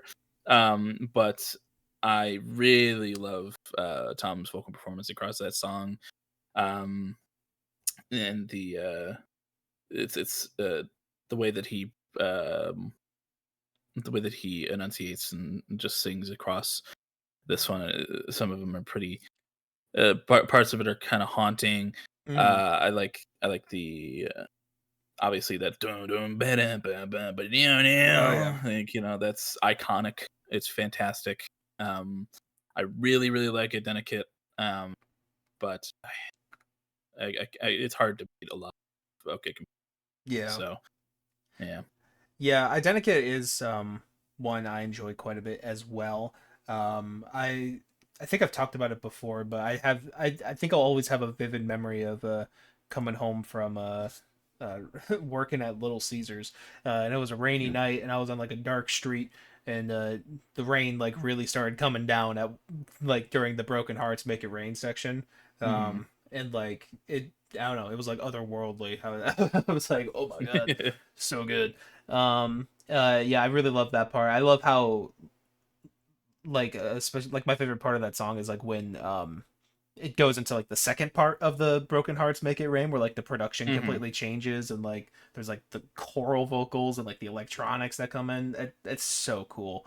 Yeah. But yeah, the bass work is really cool throughout the first part of the song as well. The melodies are really great as well. Mhm. It's a great song and a good pick to have here as well. Very Mhm. worthy of being here. But yeah, Paranoid Android, like you said, not a lot you can talk about at this point, but I've been talking about sections in Radiohead songs, and like, Mhm. got to bring that up for this one. I mean, all the sections it goes into. There's a reason people have called it like the Bohemian Rhapsody of the '90s or whatever. Just it goes, the way it goes from one section to another is kind of crazy, and doesn't really repeat itself until the very end, but it kind of repeats itself. But it's Mhm. I don't know. It's great. It's a beautifully structured song with so much going on and all distinct parts, but all the parts are equally like this is incredible, and it's very good. Very strong song. So yeah, I think it has Yeah. to go to Paranoid Android here. Yes. But Yeah. shout out Kit. Yes. Shout out Identikit. Great name. I love Mm. it. All right. So we got Life in a Glass House versus Airbag. Mm. Yeah. Opener versus closer here. This is kind of an Mm-hmm. interesting matchup, really here. It is. Um, yeah, Life in a Glass House closer to Amnesiac.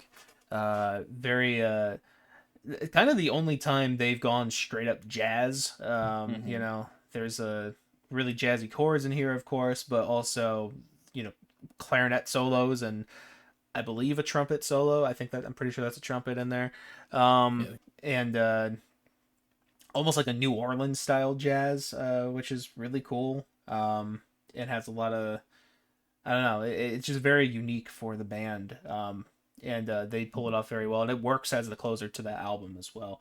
I will say it's never been one of my personal favorites, but it is one that I think I don't know. The more I listen to it, the more I get a little warmer to it. I don't know why I was cold to it at one point, but it is just because of how unique it is. I think it's very cool to have. And I love the but someone's listening in at the end of that like chorus too. I Mhm. think that's I don't know something. it's so slight, but something about like that I really appreciated more as of late. But Airbag has always been one of my favorite openers. I don't know what it is about it. It just has such a unique vibe, just from the mix of like those guitars and like cellos at the very beginning of it. Um, Yeah. and I don't know. I love the way it kind of deconstructs itself a little bit towards the end. Like it gets kind of glitchy, but like done with real instruments. Like it like chops up its own stuff. I don't know. Hmm. It's really cool, and I think the atmosphere on it in general is very cool. It's one that doesn't, draw people in as much when they first listen to OK Computer, but I think it's one that like as you spin the album more, it's like this is a really interesting opener that's just like really cool, has a lot of cool lines to it, like musical lines. And I don't know, I really enjoy it quite a bit. And yeah, I personally would probably go with Airbag here, but Hmm. love to hear your thoughts. Yeah. Like I said with Black Star, I was kind of extending my knowledge here a little bit, Mm-hmm.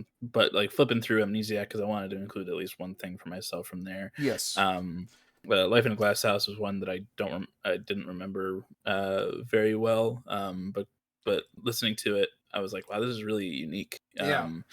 Yeah, the jazzy elements on this song are very cool, very different, and it kind of drew me in a little bit. I like it. I like it quite a bit. Really listening to it a few times here, but Airbag, um, just a really good opener. That I'm really drawn into. I really like the guitar work across it.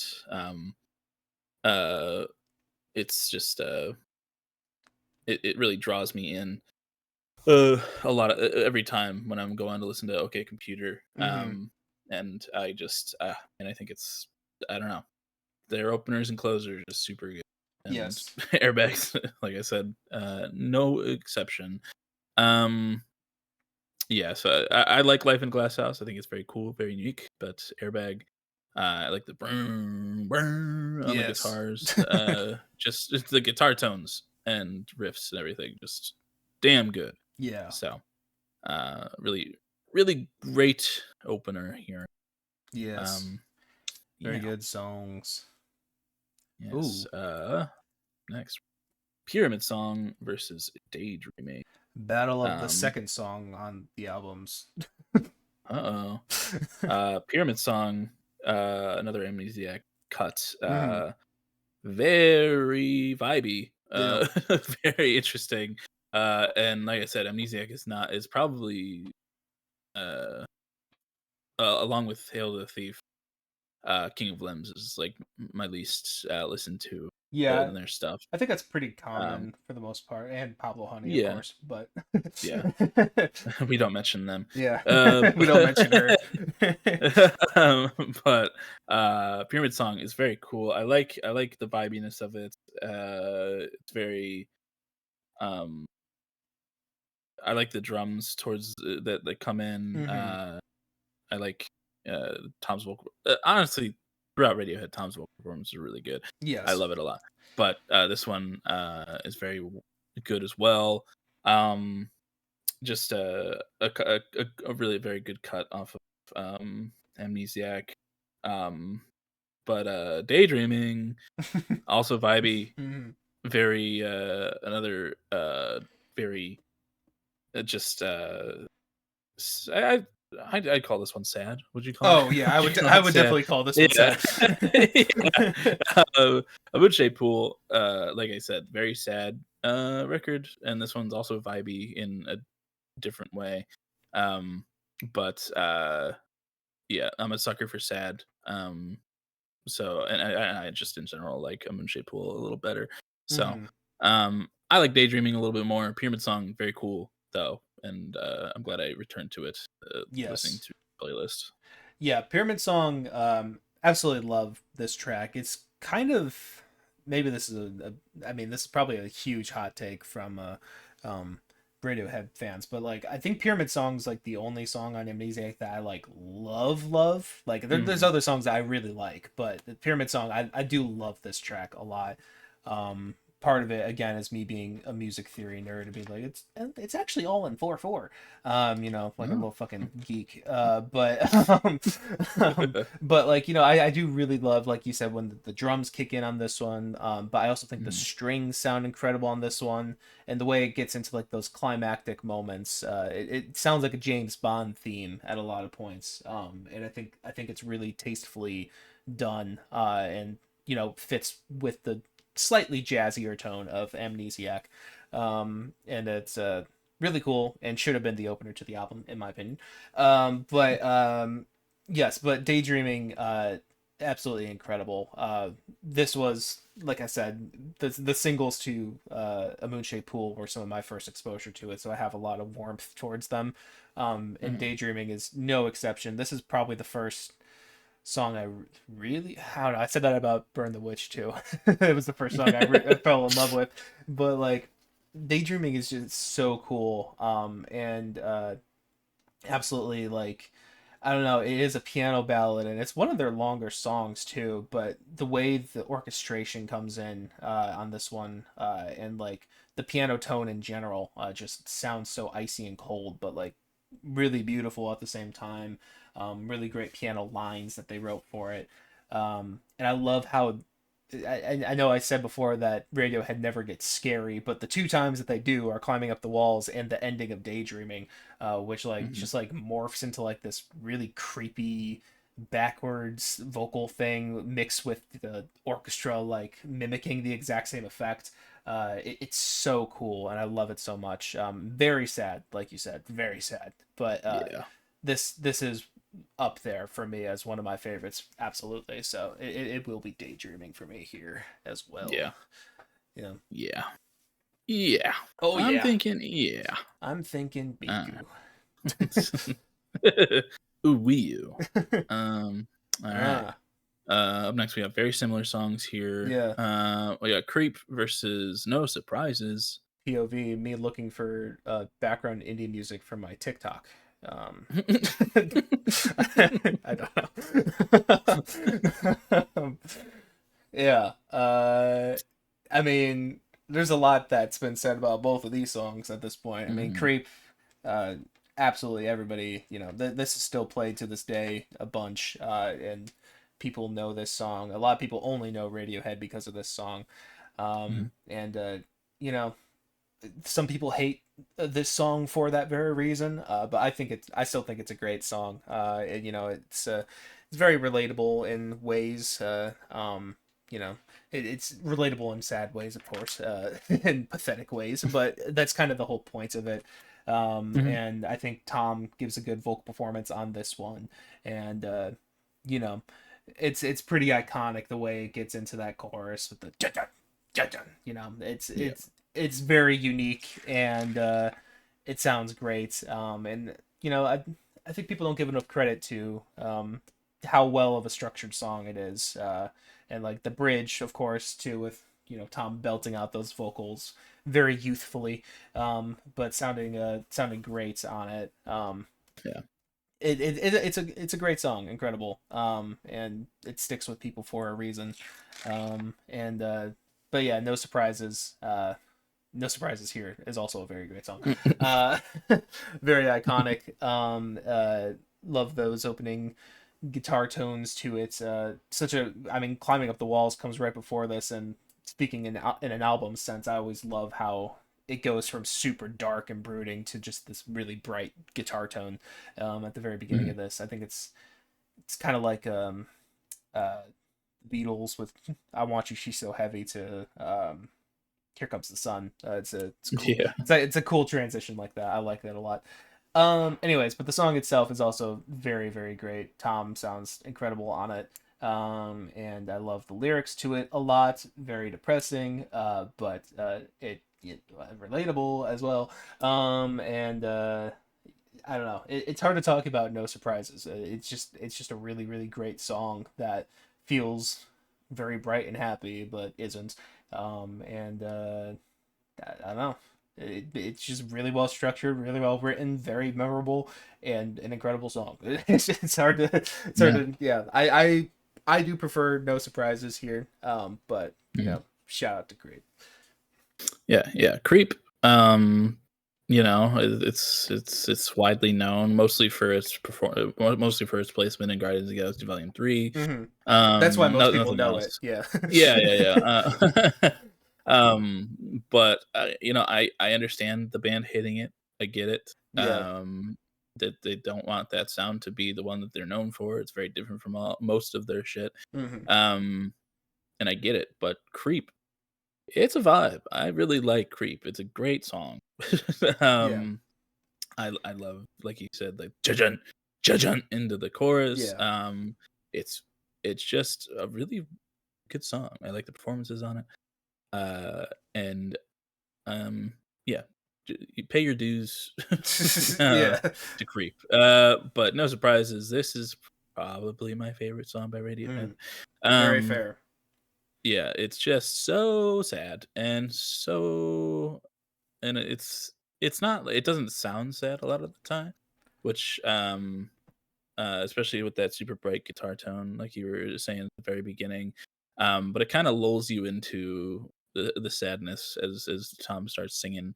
Hmm. Um, and the lyrics on it, just oh man, not to mention that this is the music video where he's in the water, right? Yeah. Yeah. Like the water tank or Yeah, whatever. Yeah. yeah, just iconic all around.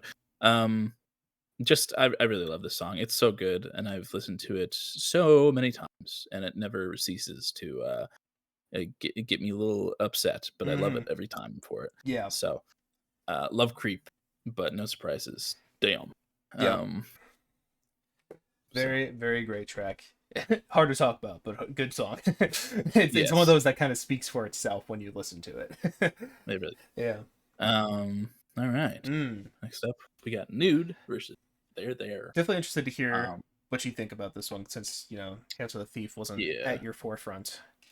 I like There There. I think Hmm. it's good, but it's not one that I would really continue to return to all that That's often. okay. It's good. There's no bad Radiohead album, I would say. Hmm. But Hail to the Thief is just one that I have least returned to, um, for some reason. Uh, and They're There. I liked it, listening to it a couple more times, but it didn't really stick out to me all that often. But Nude, Butt nude. baby. Butt nude, butt naked, butt Yeah. nude. I fucking love this song. It's so beautiful all throughout it. Yeah.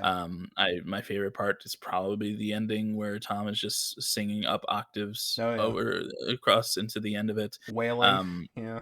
yes, but it just uh my dad says that Radiohead is just an old British man whining. Yeah. And I see where he's coming from, but well, boy, am I in love with that British man Hmm. whining, Yeah.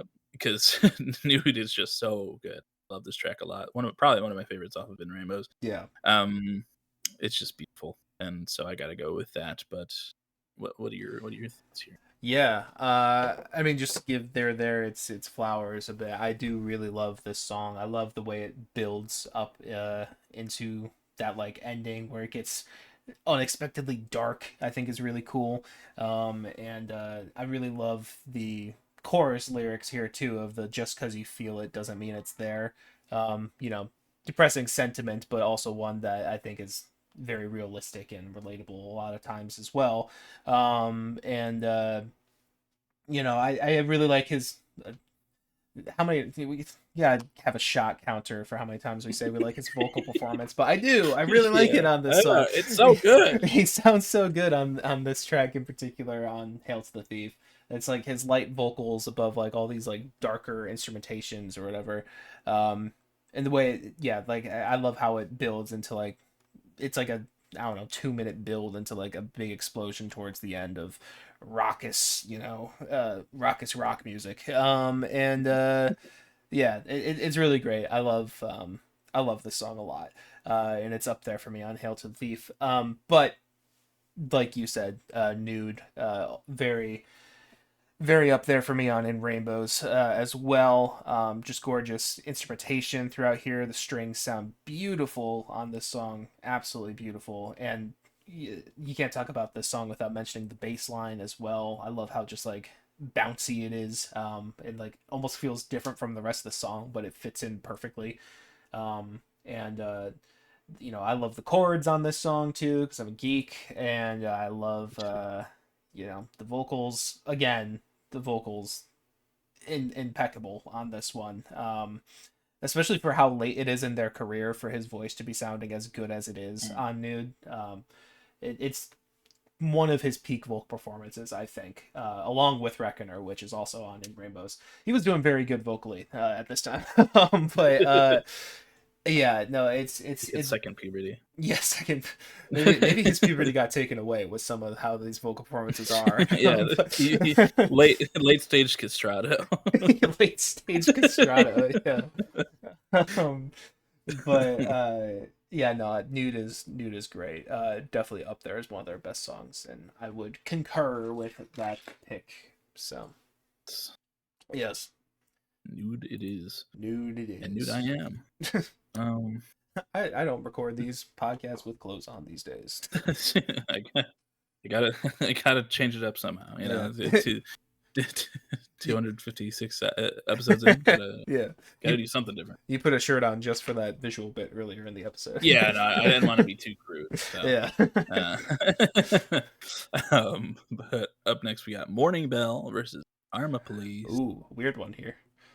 Yeah, Um, Morning Bell was one that after you listened to Kid A for the first time, I was very happy you went away saying like I really like Morning Bell because I yeah, also really like Morning Bell. Once again, shout out to 5-4. Love that time signature. Very good. Very much on this song. I guess to be clear, this is Morning Bell from Kid A, even though I yeah. just talked about it in the context of Kid A, so that was already clear. But Morning Bell, really great song. I love just the weird groove on this one, and like the weird chords and the weird piano or keyboard sound, and like how it kind of builds into like just this really strange ending. It's an odd song for sure, but it has such a vibe to it that I think balances the weird with like just beautiful chords and melodies, and also the vocals as well. Of course, he sounds great on this one too. And I don't know, it's a really unique one, but like it has that Kid A vibe just like wrapped around it like entirely, and I think that's what makes it so cool.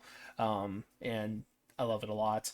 And Karma Police, again, one of those songs that's a little hard to talk about just because it's you know it's so well known, one of the biggest off of OK Computer. Um, if you had not heard any other song from this project besides No Surprises, it would, well, I guess nowadays it Letdown's up there too. But Karma Police would have been the other one you would have heard because it was a single as well. Very great song. Very fun to play on piano as well. Love all the sections of this one. The outro section has to be mentioned here. Just absolutely incredible. I love for a minute there, I lost myself. That all just sounds so good and builds up so well into it. And yeah, another one that kind of speaks for itself. Love it a lot. Personally, I honestly think I might go Morning Mill here, just because I think I enjoy it just a smidge more. Both of them are fantastic songs, to be very clear here. But I think I just kind of prefer the uniqueness of Morning Bell. But Karma Police is also just incredible, and they wouldn't be here without it potentially. So, yeah. Mhm. What do you Yeah. think? Karma Police, like you said, I can their discography. It's so well done. And I think, uh, I think most people would know it from Invincible season 3, Right. which is yeah, obviously. But it's just I don't know. I really love the lyrics on it, especially like you mentioned the for a minute there I lost myself, um, which has been at the top of my mind mostly recently because of the Panic at the Disco cover of it. Right. Um, Oh yeah, that's right. Yeah. but obviously can't beat the original though, Hmm. and The I really original love being Panic at the Disco. yes. Uh, and I really love the performances across the song. It's iconic for a reason. So well done. But like you said, that first soiree, whatever you want Mhm. to say, through Kid A, or maybe not the first, but the first one where I was really paying attention. Um, Morning Bell really stood out, and it still stands out. I really really love the production across this Yeah. song. I don't know what you'd call it, like keys or synths or It's whatever, but I think it's a type. um, I think keyboard would be a little more accurate, but yeah, yeah. something in there. Yeah, Yeah. just like the low tones on the keyboard across this song are really engaging. Just this very electronic state for Radiohead mixed with like the traditional guitars and everything. Um, there's just a whole section of the song which is mostly instrumental, Yeah. and between lyrics, and that part just kind of lulls me in and gets me really engaged because I really love the way it sounds. Yeah. Like I said, Karma Police, iconic for a reason. But Morning Bell is just one on Kid A that really, really stood out and still stands out to me. So Hell I'm yeah. cool going with Morning Bell here as well. We're both oddballs. Yeah. Um, what was it say? I don't know. I don't know. Out there, Yeah. out there Ooh. pick. All right. Next we got Jigsaw falling into place versus Dex Dark. I don't remember. Was Uh, I the one who picked Dex Stark? I think you picked both. I picked. Well, yeah. I Uh, think. Yeah. Okay. I yeah, was trying to remember if I put that one in my list or not. I think I put it at the very end, but okay. Cool. yeah. Um, I like a lot. Yeah. Kind of hard uh, uh pick for me. I think I'm kind of edging towards Dex Stark just Mm. based on um there's something about the production across this song that really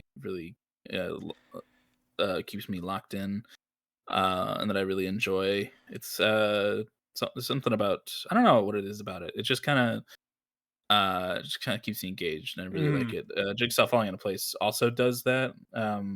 It's got that signature in Rainbow sound, just the way the guitars sound across it. Yeah. Um, but I do like the energy on it.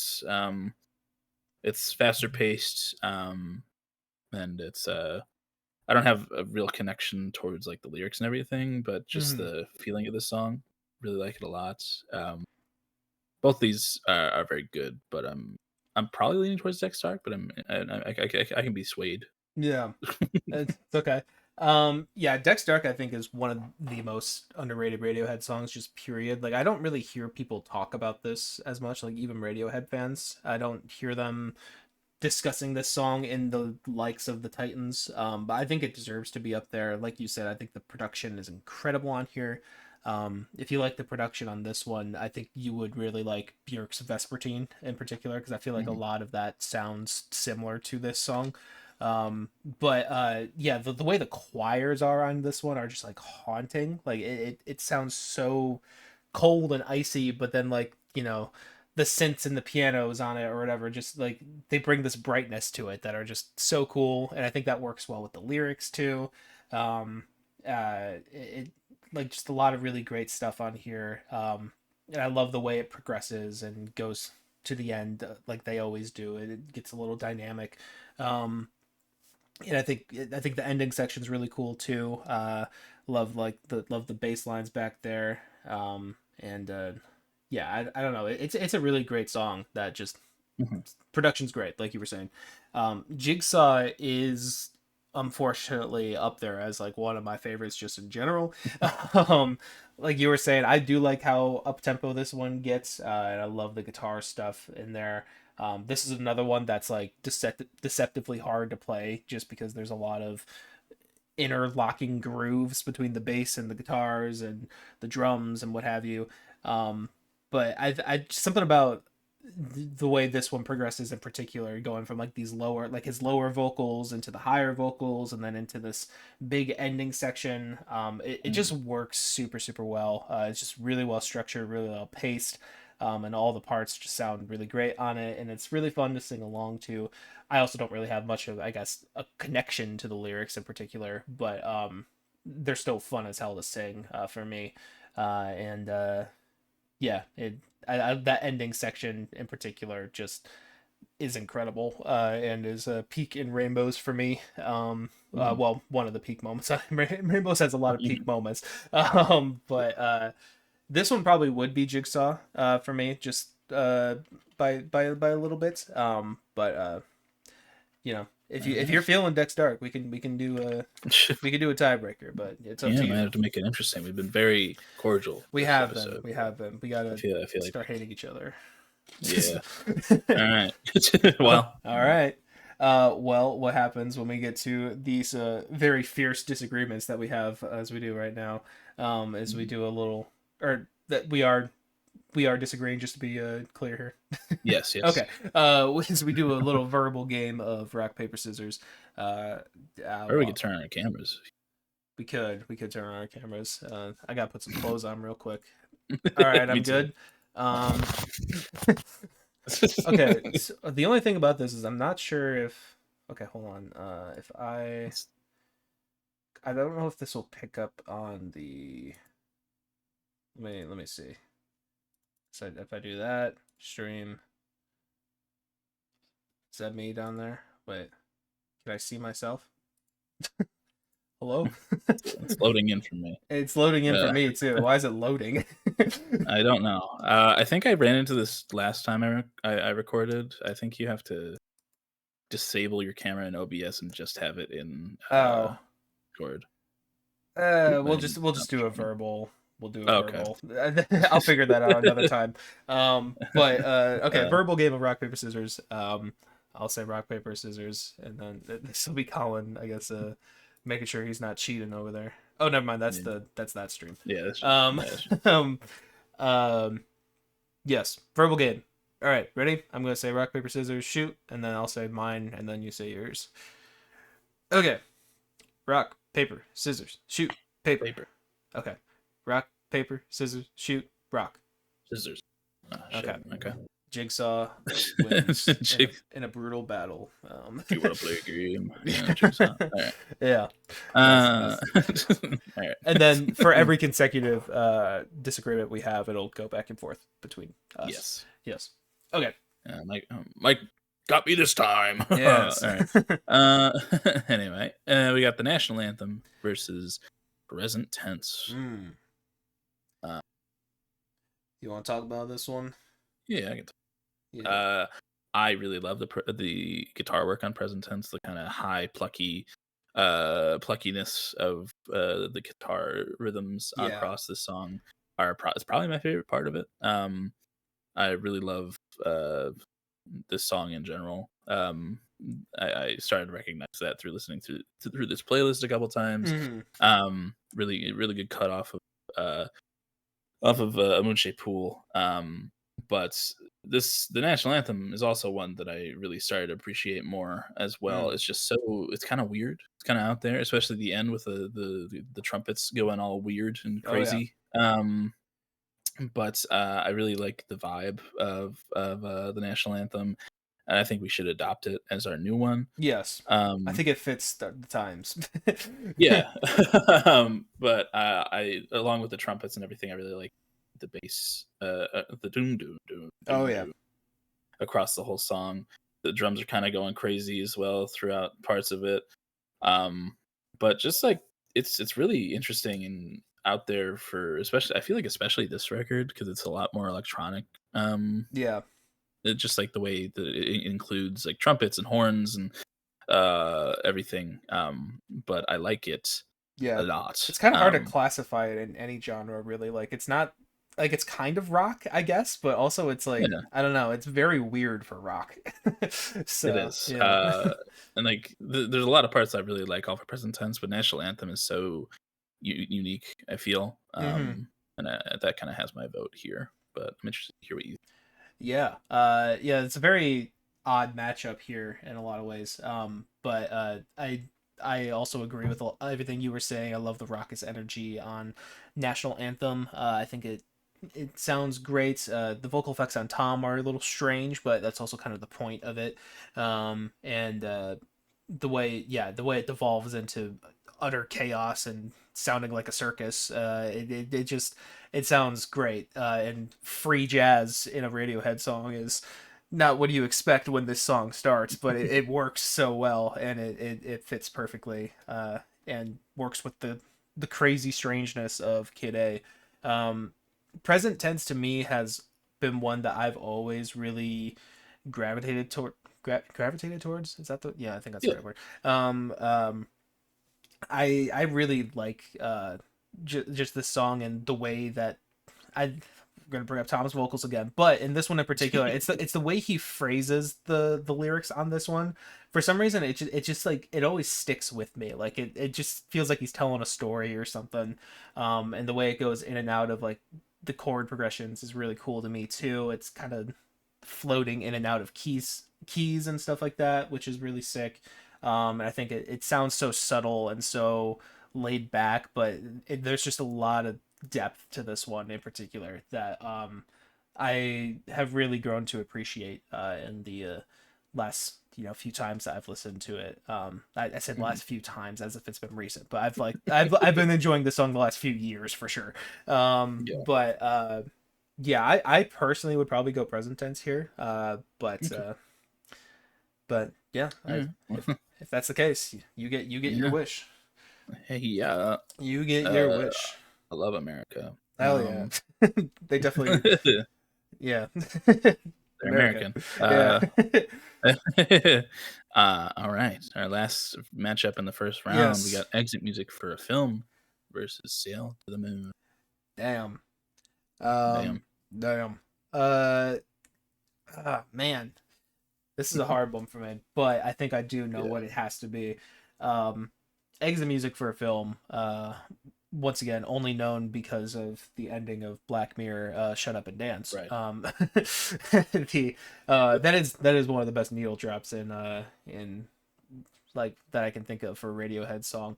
But yeah, very great song. Once again, everything we've been talking about to this point, with the way that they build into ending sections and what have you, and build tension or Mhm. whatever. I think this song is a masterful example of it. Muse created an entire career off of the ending of this song with the electric distorted bass. But even leading up into it, like it sounds haunting. I love like the weird like strange choral patch that they use on like a keyboard or something for like the chorus in the first part, and then the way it explodes at the end, and then it keeps exploding, keeps building that climax moment to the high point in the vocals. It's so good. It's incredible. And yeah, absolute showstopper. I would imagine. I've never been Uh, to a show, but it feels like it'd be a showstopper. Um, yes. oh, excuse me. Um, but yeah, and then Sail to the Moon. I love you. I want to have you move on further than you are here. But Sail to the Moon is gorgeous. Also up there as one of my best songs on Hail to the Thief. It's just I love the arrangement of this one. I love the orchestration on it. The piano Yeah. sounds good. The piano sounds great. It, I'm using these adjectives so much, good and great and perfect and whatever, but it's true. They got a lot of good songs. And I love the context of this one being to his son as well. I think he was a new father at this point. I'm pretty sure. And yeah, it just sounds gorgeous. The guitars sound great. I love whatever effects they're using at the same time. And yeah, it's just a beast of a ballad is the best way to Yeah. put it. But unfortunately, I think I do have to go exit music here. Even though Sails to the Moon is really up there for me. So Yeah. yes. I think if it was up against a lot of other things, it could have moved on. Yeah. Sail to the Moon, though, again, Hail of the Thief, I've mentioned it a couple times here, but it's one of the ones I'm least familiar with. But listening to this one, Mm-hmm. um, in the context of this playlist and everything, I was very caught off guard, very caught just uh, very upset at myself for not having gone back to Hail of the Thief just for this song. Yeah. It is gorgeous, dude. Oh my god, it Mm-hmm. just absolutely beautiful ballad. Tom's take a shot. Tom's vocal performance. We're Is inflicting alcohol poisoning on anyone who ever listens to this. it's just dude, it's so good. Yeah. I fucking love it. And it's one that I'll definitely bring to Yeah. many times. It's just gorgeous, and I'd go check it out. But yeah, Exit Music. Whew. It's a heavy hitter for sure. It's one of those iconic ones that you can't really negate talking about. Right. It's just, I love the way it explodes at the end. It's very visceral Yeah. through a lot of lyrics, and just goddamn awesome. Goddamn awesome. Yeah. Goddamn awesome. I love this song a lot, and can't say I agree with everything that Mike said as well. It's just it's really good. And I feel bad for Sail of the Moon though, but Yeah. it's got to be Exit here. But yeah, go listen to Sail of the Moon for sure though. Yes. Yeah, I concur. Okay, now we're in the second round, and we can definitely do these a little quicker. A little quicker. That's partly my fault. I like talking about these songs. That's so okay. I fully expected this one to be longer. Yeah.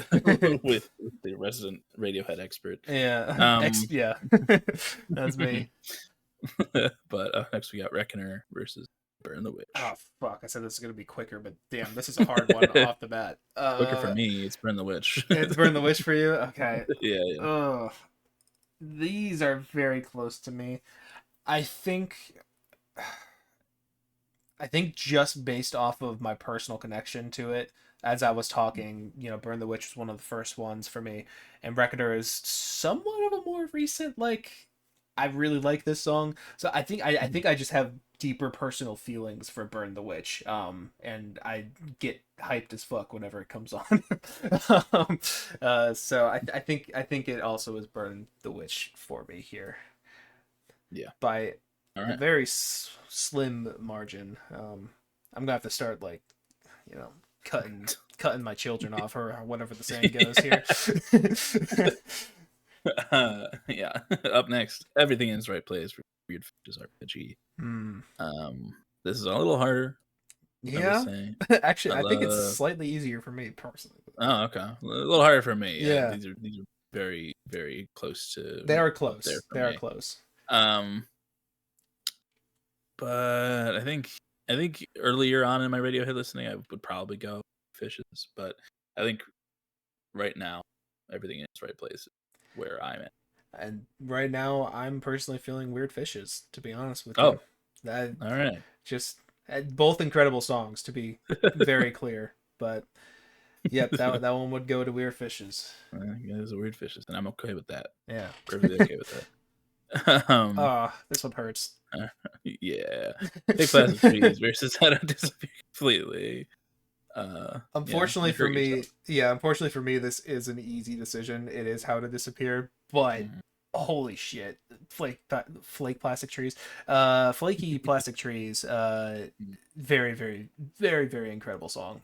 It's just, I think How to Disappear Completely takes the same vibe in a certain way and does it even better in my mind. So humble opinion. Yeah. Yeah. No, I gotta go with How to Disappear as well. But my new appreciation for Fake Plastic Trees is it's definitely there and definitely lives on. Yeah, for sure. But yeah, gotta incredible go with track. That sadness. Yes. Oh yeah. Well, both of them are very sad, but more overtly sad. Yes. Yeah. Yeah. All right. 15 Step versus Paranoid Android. I think I'm in 15 Step. I think I'm feeling Paranoid. Honestly, it's all these are very close to me, but I think that would be Paranoid for me there. That's all right. I love both these songs. Yes, same here. 15 Step, that opener just kills. Oh yeah. Speaking of openers, yes, we got Airbag versus Daydream. Ooh, this one's weird. It is a weird one, but I think it's probably Daydreaming for me here. Yeah, I think so. Yeah. Mm, yeah, I can go as well. Thinking on it a little bit, Yeah. I can go there. Yeah. Okay. All right. No surprises versus nude. Mm. Uh, that's No surprises no when I'm surprises that nude. I'm nude. Yeah. God damn it. All right. No surprises. Your no surprises here. Mhm. Oh yeah, you did say that's like your favorite. Uh, Man, this is a rough one for me. Actually, hold on, I have to think here. I uh in my heart of hearts, I'm honestly feeling nude, but I think you win this one anyway, don't you? Or do you? I don't remember. So, what did you? I think so. What did I? Didn't I just win? Oh wait, no, No, you would win that one. I won. I think you win. Uh, I So am sorry, but in terms of integrity for me not not swaying the polls or whatever, I do think it would be nude for me here. oh Unfortunately, no, I'm sorry. oh I'm so no, sorry. my baby. I'm so sorry. Oh, that's okay. That's alright. Except we got Morning Bell versus Jigsaw falling into place. Mm. Hmm. This would probably be Jigsaw for me personally, So yeah, I'm thinking. but you thinking Morning Bell? Mm-hmm. Alrighty. It's just so. I like that one. Yeah. Um, It's kind of instant National karma for Anthem. me in some ways. Jigsaw is like top 3 probably for me, so Uh-oh. it's okay. Sorry. It's okay. Yeah, Let's it's get the National deserved. Anthem. It's okay. National Anthem versus Exit Music or film. Yeah. What are you thinking? I really like the National Anthem. I think it's cool and unique, but Exit Music's kind of a titan here. I couldn't agree more. Yeah. That took the words out of my mouth. Yeah. All right. Okay. Third round. Oh God. Oh God. Oh It's no. getting harder. Burn the Witch versus Weird Fishes. Uh, Oh no. I think here I'm Fishes. I know I went against it in the last round, but Yeah. yeah, I really love Burn the Witch. Great opener Oh, from Burn the Witch here, but hold Weird on. Fishes. I really need to like reevaluate like my likes. Everything I know about music. Oh man. This is really hard for me. Okay, Burn the Witch. I really love the orchestration on it. I think it sounds unlike anything else. I love something I didn't mention about this one. I'm speaking out loud to myself at this point. But something I didn't mention about this one is that I do love how this one mixes like the organic orchestral stuff with like the electronic drums. I think that's super sick, and the electronic bass. I think for a lot of it too. Um, I think that's a super sick thing, and it does it flawlessly, and it's really cool. Weird Fishes though is just a really damn good, well written song. Um, Shit. Okay. Yeah. I think. Okay. I think I just answered it to myself right there. I think purely because I think the song itself is just better without like all the instrumentation doodads Mhm. thrown on it, which I think are super fucking sick. But I think Weird Fishes is just the better song here, so I think I would go with that as well. Sick. Okay. Sorry, man. Sorry. No, Sorry, that made that me think that a little bit on that. that I had to really think about that. Oh. Oh. Uh-oh. Well, it's to be completely versus 50. Yeah, I mean, you go with your Oh. gut here, of course. Have some or have some integrity. That sounded so like Have that sounded so confrontational. That's some integrity, you fucking spineless. Yeah.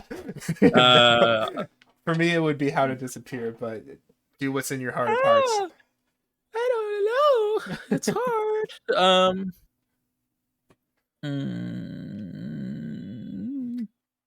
I love both of these very dearly. Me too. Me too. Oh God. Oh, but I've said multiple times that I'm such a fan of the sax, so I'll do it. I'll do it. I'll do Okay. it. Okay. I'll do it. God damn it. Okay. All right. Daydreaming versus new. I daydream about nudity a lot. That's creepy. I'm sorry. I was gonna say I was thinking about you being nude. Okay, yeah, that's But, better. yeah. Um, I'm going nude. uh, I'm streaking, Mike. yeah, I'm going nude right now. Oh man, this is a tough one for sure. I think ever so slightly, I think it might be nude for me here as well. Ever so slightly, ever so slightly. I need to emphasize. I think it's just the vocal performance, honestly, that's bringing me above it. I think But that's me too. But yeah, I love nudity in general. So yeah, you know me. next we got Morning Bell versus Exit Music. It's probably exit music for me here. Probably is. Yeah. But I really love. Yes. Shout out. Shout Shout out. All right. Our finals. Okay. Semifinals We here. have a decent mix of albums here. Yeah. I mean, it's the top 3 albums that people like, but it's a mix. Yeah. Oh God. Weird Fishes / Arpeggi versus Here Completely. Mm-hmm. How to Disappear Completely. It's probably How to Disappear here for me. I'm also biased in just knowing what I think my favorite song is, but once again, your heart of hearts. Yeah. God, Kid A is such a recent love of mine. Mm-hmm. I really do love In Rainbows, but shit, fuck Shit, my asshole. Where? Yeah, I'll go ahead. Okay. All right. Moves on to the final. Exit Music. Oh God, this is a hard one. This is a hard one.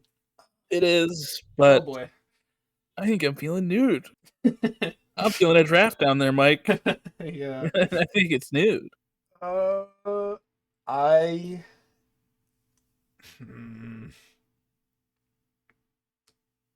I also think it's nude. I think it is nude. I think it is. It's yeah. Yeah. Just oh my. Yeah. They're both great on either way of the song. Very, very much on the same level for sure. But Yeah. I also think yeah. Just slightly edges. Okay. These are pretty different. They are very different. I mean, they're both kind of ballads, but different tones to them for sure. How Does It Completely versus Nude is our final in the Radiohead song break. How to Disappear Your Clothes Completely.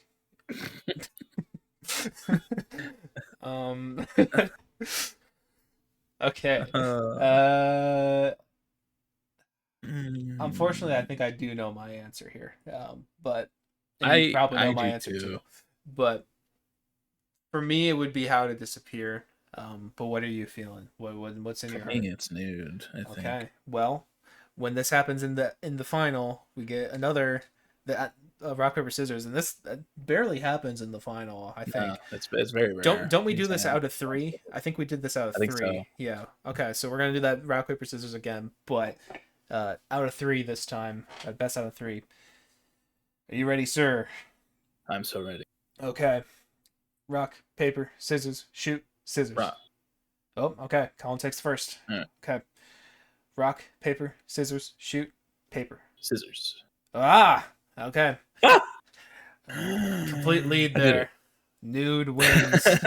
Nude wins the Radiohead song bracket. Hey, even though disappointment, I'm sure. Yes, yeah. How to Disappear Completely is my favorite, but Nude is not that far beneath that. So like I'm not upset about this at all. Did we get a there we go. 5-0. Oh wait, that makes sense. I was like, wow, it didn't lose to anything. Yeah, that's how brackets work, dumbass.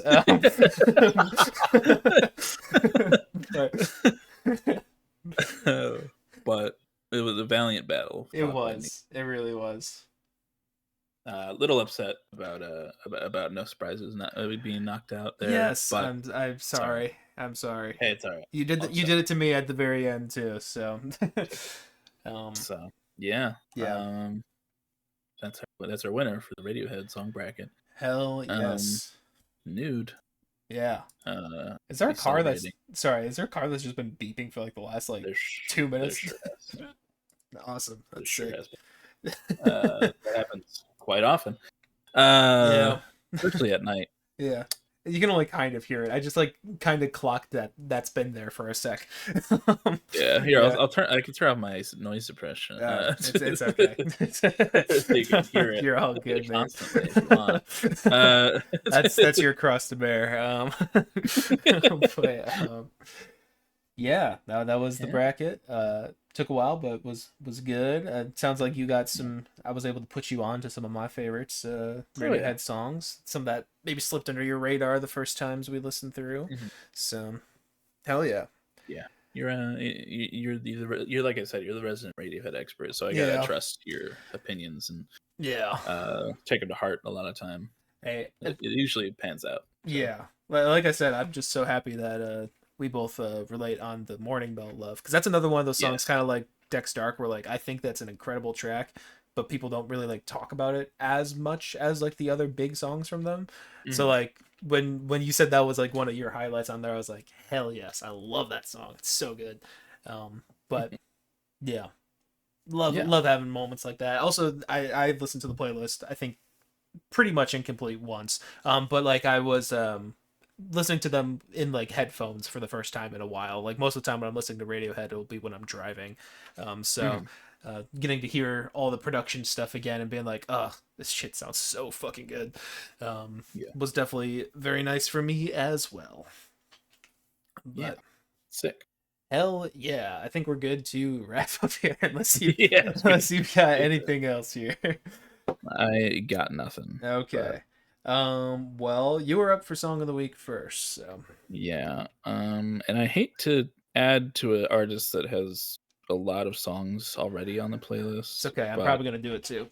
yeah, it's the only thing I listened to this week. Yeah. So other than Harry Styles, and I don't feel strongly enough about that. Yeah.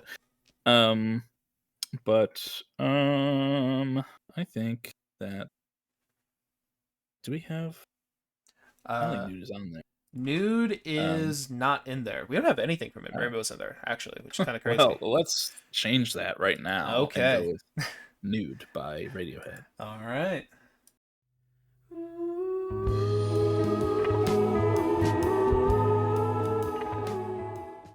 All right, that was Nude by Radiohead. What'd you like? Believe it or not, I thought that was a great song. Getting to put my full focus into that song is always a treat. It just everything sounds incredible. It's a production feat, honestly. Just the more you listen to like every instrument, it's just so clear, and I love how crisp the drums are on that one. Tom, of course, sounds incredible. And then the strings towards the end, they're just it's immaculate. It's so good. From start to finish, it's just a perfect song. It's incredible and very very worthy of being at the top of our list. Yeah, it's a winner for a reason. Really love the track.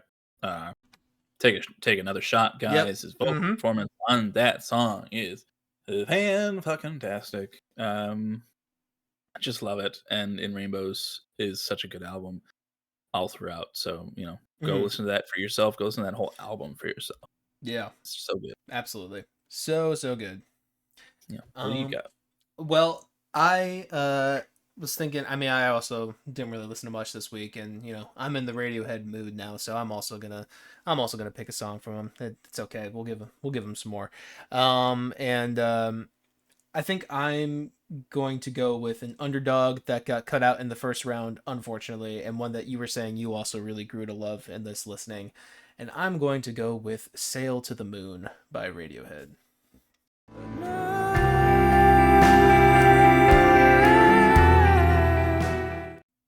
Okay, that was Sail to the Moon by Radiohead. What'd you think of that, Colin?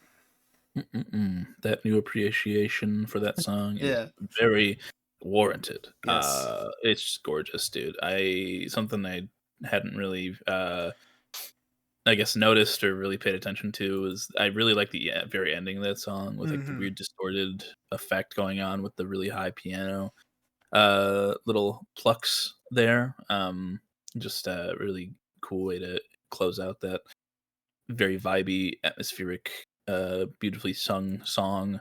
Yeah. Um, I just yeah, that one's really good, and I'm glad I you put me onto it. Absolutely. I'm glad I did too. Yeah, that's always been a highlight for me. It's a shame that one had to go out in the first round. I Mhm. think was that up against Exit Music, I think. Yeah, it It was. was yeah, it was up against something that got very, very far. But did not deserve to go out as soon as it did. It was yeah, it's such a good song that I absolutely love how this one in particular, I think, is pretty much just the band. Like, there's not like strings or anything on this one. I think everything you're hearing is just from the band, and it's just such a dreamy atmosphere throughout most of it. And Yeah, something I really like in music too is like when artists play like with what sounds dark and what sounds bright. And like most of the song sounds very dark and like brooding, Mhm. but like it just has these moments of beauty like sprinkled all throughout that are just it's so good the way it balances the two. And Yeah, I really grew to appreciate this one even more when I like a couple years ago, I'd like arranged this for concert band just for fun, like with concert band instrumentation and stuff, and I grew to appreciate it even more, just like all the weird complexities in here. Try counting to four throughout it, and you won't be able to. It's crazy the amount of time signatures going crazy on this one, but it's so good. Yeah, and I love that one front to back. So Mhm. hell yes. Okay. Well, I think we've yapped long enough. We could probably get a show on the road unless anything Mhm, came to mhm. mind for you at the very end. Well, I was just relook. Yeah, I was just revisiting a couple of the old brackets we did Uh-huh. on this site, and the weird holidays one Yeah. I forgot about.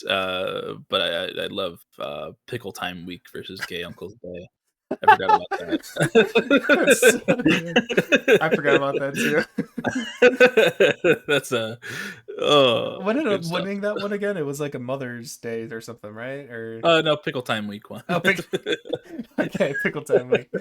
Um, I think mother's something was in here somewhere, but was it was it like uh, was that like the worst fears one, like the death of your parents or something like that? I don't know. I it don't might know. have been There was something that we like were like, well, we have to choose our moms for this one. right. I Yeah, forgot I what think that was bracket the that death was. one or the Yeah, fears one or something like yeah, that. yeah. Um, that's so funny. But Yeah, it's a good one. I'm glad you brought that up again because I forgot about that too. Um, all right. Well, if you're listening to us on streaming services, thank you very much. We appreciate you and we love you to death. And You should give us 5 stars or whatever on your streaming service of choice. Leave a comment or something if you want. So we'll see you maybe. But we appreciate you. We love you to death. And you can come on over to YouTube where we are under the same name, Broken Boys, capital N BOIS, and you can see our beautiful profile pictures, me that I've been for a while now, and Colin of Goju. Gojo, Gojo. Gojo, I said Goju, but Gojo. Gojo. Looking cool. Is that's the blood bending guy, right? Now, Gojo is the like the main guy. You see, Okay. Chozo is the guy that Oh, bloodbend. how could I confuse them? Something that's also even more confusing is there's a cursed spirit named Joe Go. Oh my So god. Awesome. Well, Gojo, I will remember that. Yes, you can go. You can see him looking into your eyes, in that profile picture over on YouTube. But over on YouTube, we also have a bunch of stuff in the description, which is the main point I am leading you to here. We got Song of the Week playlist down there, where we have both Sail to the Moon by Radiohead as well as Nude by Radiohead and a lot of other things by Radiohead in our combined playlist that we have.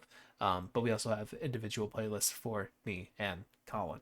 Yeah, you can go check those out. Song of the Week playlists. big thing. Been doing that for a while. And we also have some personal stuff down there. For me, I make music under the name of Plaintive, and hopefully we'll have some music out this year. And you should go check it out. The stuff that's already out, Cyclicism, came out last year. Pretty good. That's my profile picture. And Nice. Coping Mechanism, also pretty good. I'm gonna try and make an album that doesn't start with a C and end with an M. That's my goal for this next project. Doesn't It starts with a C and ends with ism. I'm gonna make sure that does not happen. Um, Autism. yeah, yeah, autism. uh, um, but yes, go check out the music. Spotify, Apple Music, whatever else is down there. I also have my TikTok page linked down there, and my YouTube page, and my album of the year page, where I rate and review music. And that's all I can think of in this very moment. My Instagram's down there too. But in terms of my relation to you, dear viewer, um, I am actually this whole time, every time we've been saying that Tom had a good vocal performance, I was taking a drink. Not really. I've never drank in my life before until this moment, and I decided now was the time to take shots for that. And I am currently feeling some gut issues, maybe liver issues. We'll see. And that's me, and I'm behind you. I, I need I need some medicine or whatever hangover cure there is or something. I guess it's not a hangover if you're drinking. I don't know. Yeah, you just need a stomach pump. Is Yeah, I did. That's me. I'm in need of a stomach pump, and I'm behind you, dear viewer. Somewhere in the world. Colin over here, he runs our socials. He runs our Twitter page where he updates when videos are posted, as well as updates whatever else needs to be updated. So you should go check out that, and as well as you should go check out the TikTok page he runs and our Instagram page where he posts clips of us having a good old time, a goof and a gad, or whatever that saying is. That I should know at this point because I've made that reference before. And you should go check those out. They're fun time over there. Got some good clips. He also has some personal stuff as well. He has his album of the year page down there where he rates and reviews music, as well as his letterbox where he rates and reviews movies. Cinephile over here. Oh yeah. Oh yeah. That's the only file I am. Yes. Uh, Maybe an audio file. I'll give you that oh one. yeah, Yeah. yeah, that's like audio file. Yeah. Yeah. What is your relation to our dear viewer, though, Colin? Well, since you're listening to Radiohead in the corner with headphones on and Yes. just taking a shot every time you gush about his Mhm. his vocal performance. Yeah. I designated myself the DD here, not the daredevil, but the designated driver. Yes. And I'm sitting there just watching you have a good time. Depends on how you look at it, I guess. Drinking for the first time, and I was encouraging it at first, but now I'm kind of getting worried. You're drinking a lot over there, Yeah. and I'm kind of I don't want to like fuck up your vibe or anything, so I'm kind of sitting across the bar, and this person in between us is noticing that I'm kind of just staring at you with a worried expression on my face, and they look behind themselves to see that you're back there, and you're kind of starting to look a little green in the gills, little a little worse for wear back there in the corner, and I'm gonna get up, and just out of curiosity, they're gonna follow me over to you in the corner to see if they can help in any way. And I'm gonna get over there, and you're gonna be like, I don't feel so good. I don't feel so good, man. and you're like, I'm only halfway through the playlist. Yeah. I'm only halfway through the I've listened to 16 songs. It's not good. It's not good, man.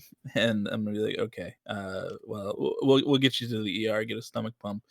But you're like, before I get up, could we do that? Could I just get a hug? Could I get a hug real quick?" Aw.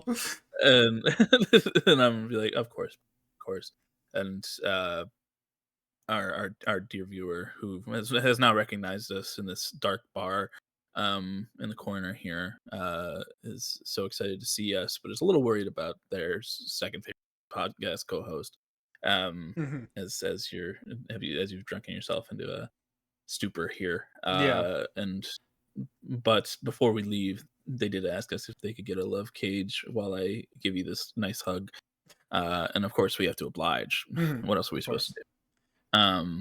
do? So with them in the middle, me in front of them, and you behind, you kind of drunkenly uh, climb up from your seat Mhm. and fall into this embrace, and um, we're gonna hug them, our dear viewer, from in front and behind.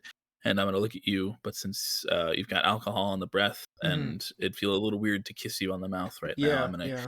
I'm gonna kiss you just on the forehead, make you Yeah. feel a little bit better, while ruffling your hair a little bit. Um, in Pat on this the embrace head.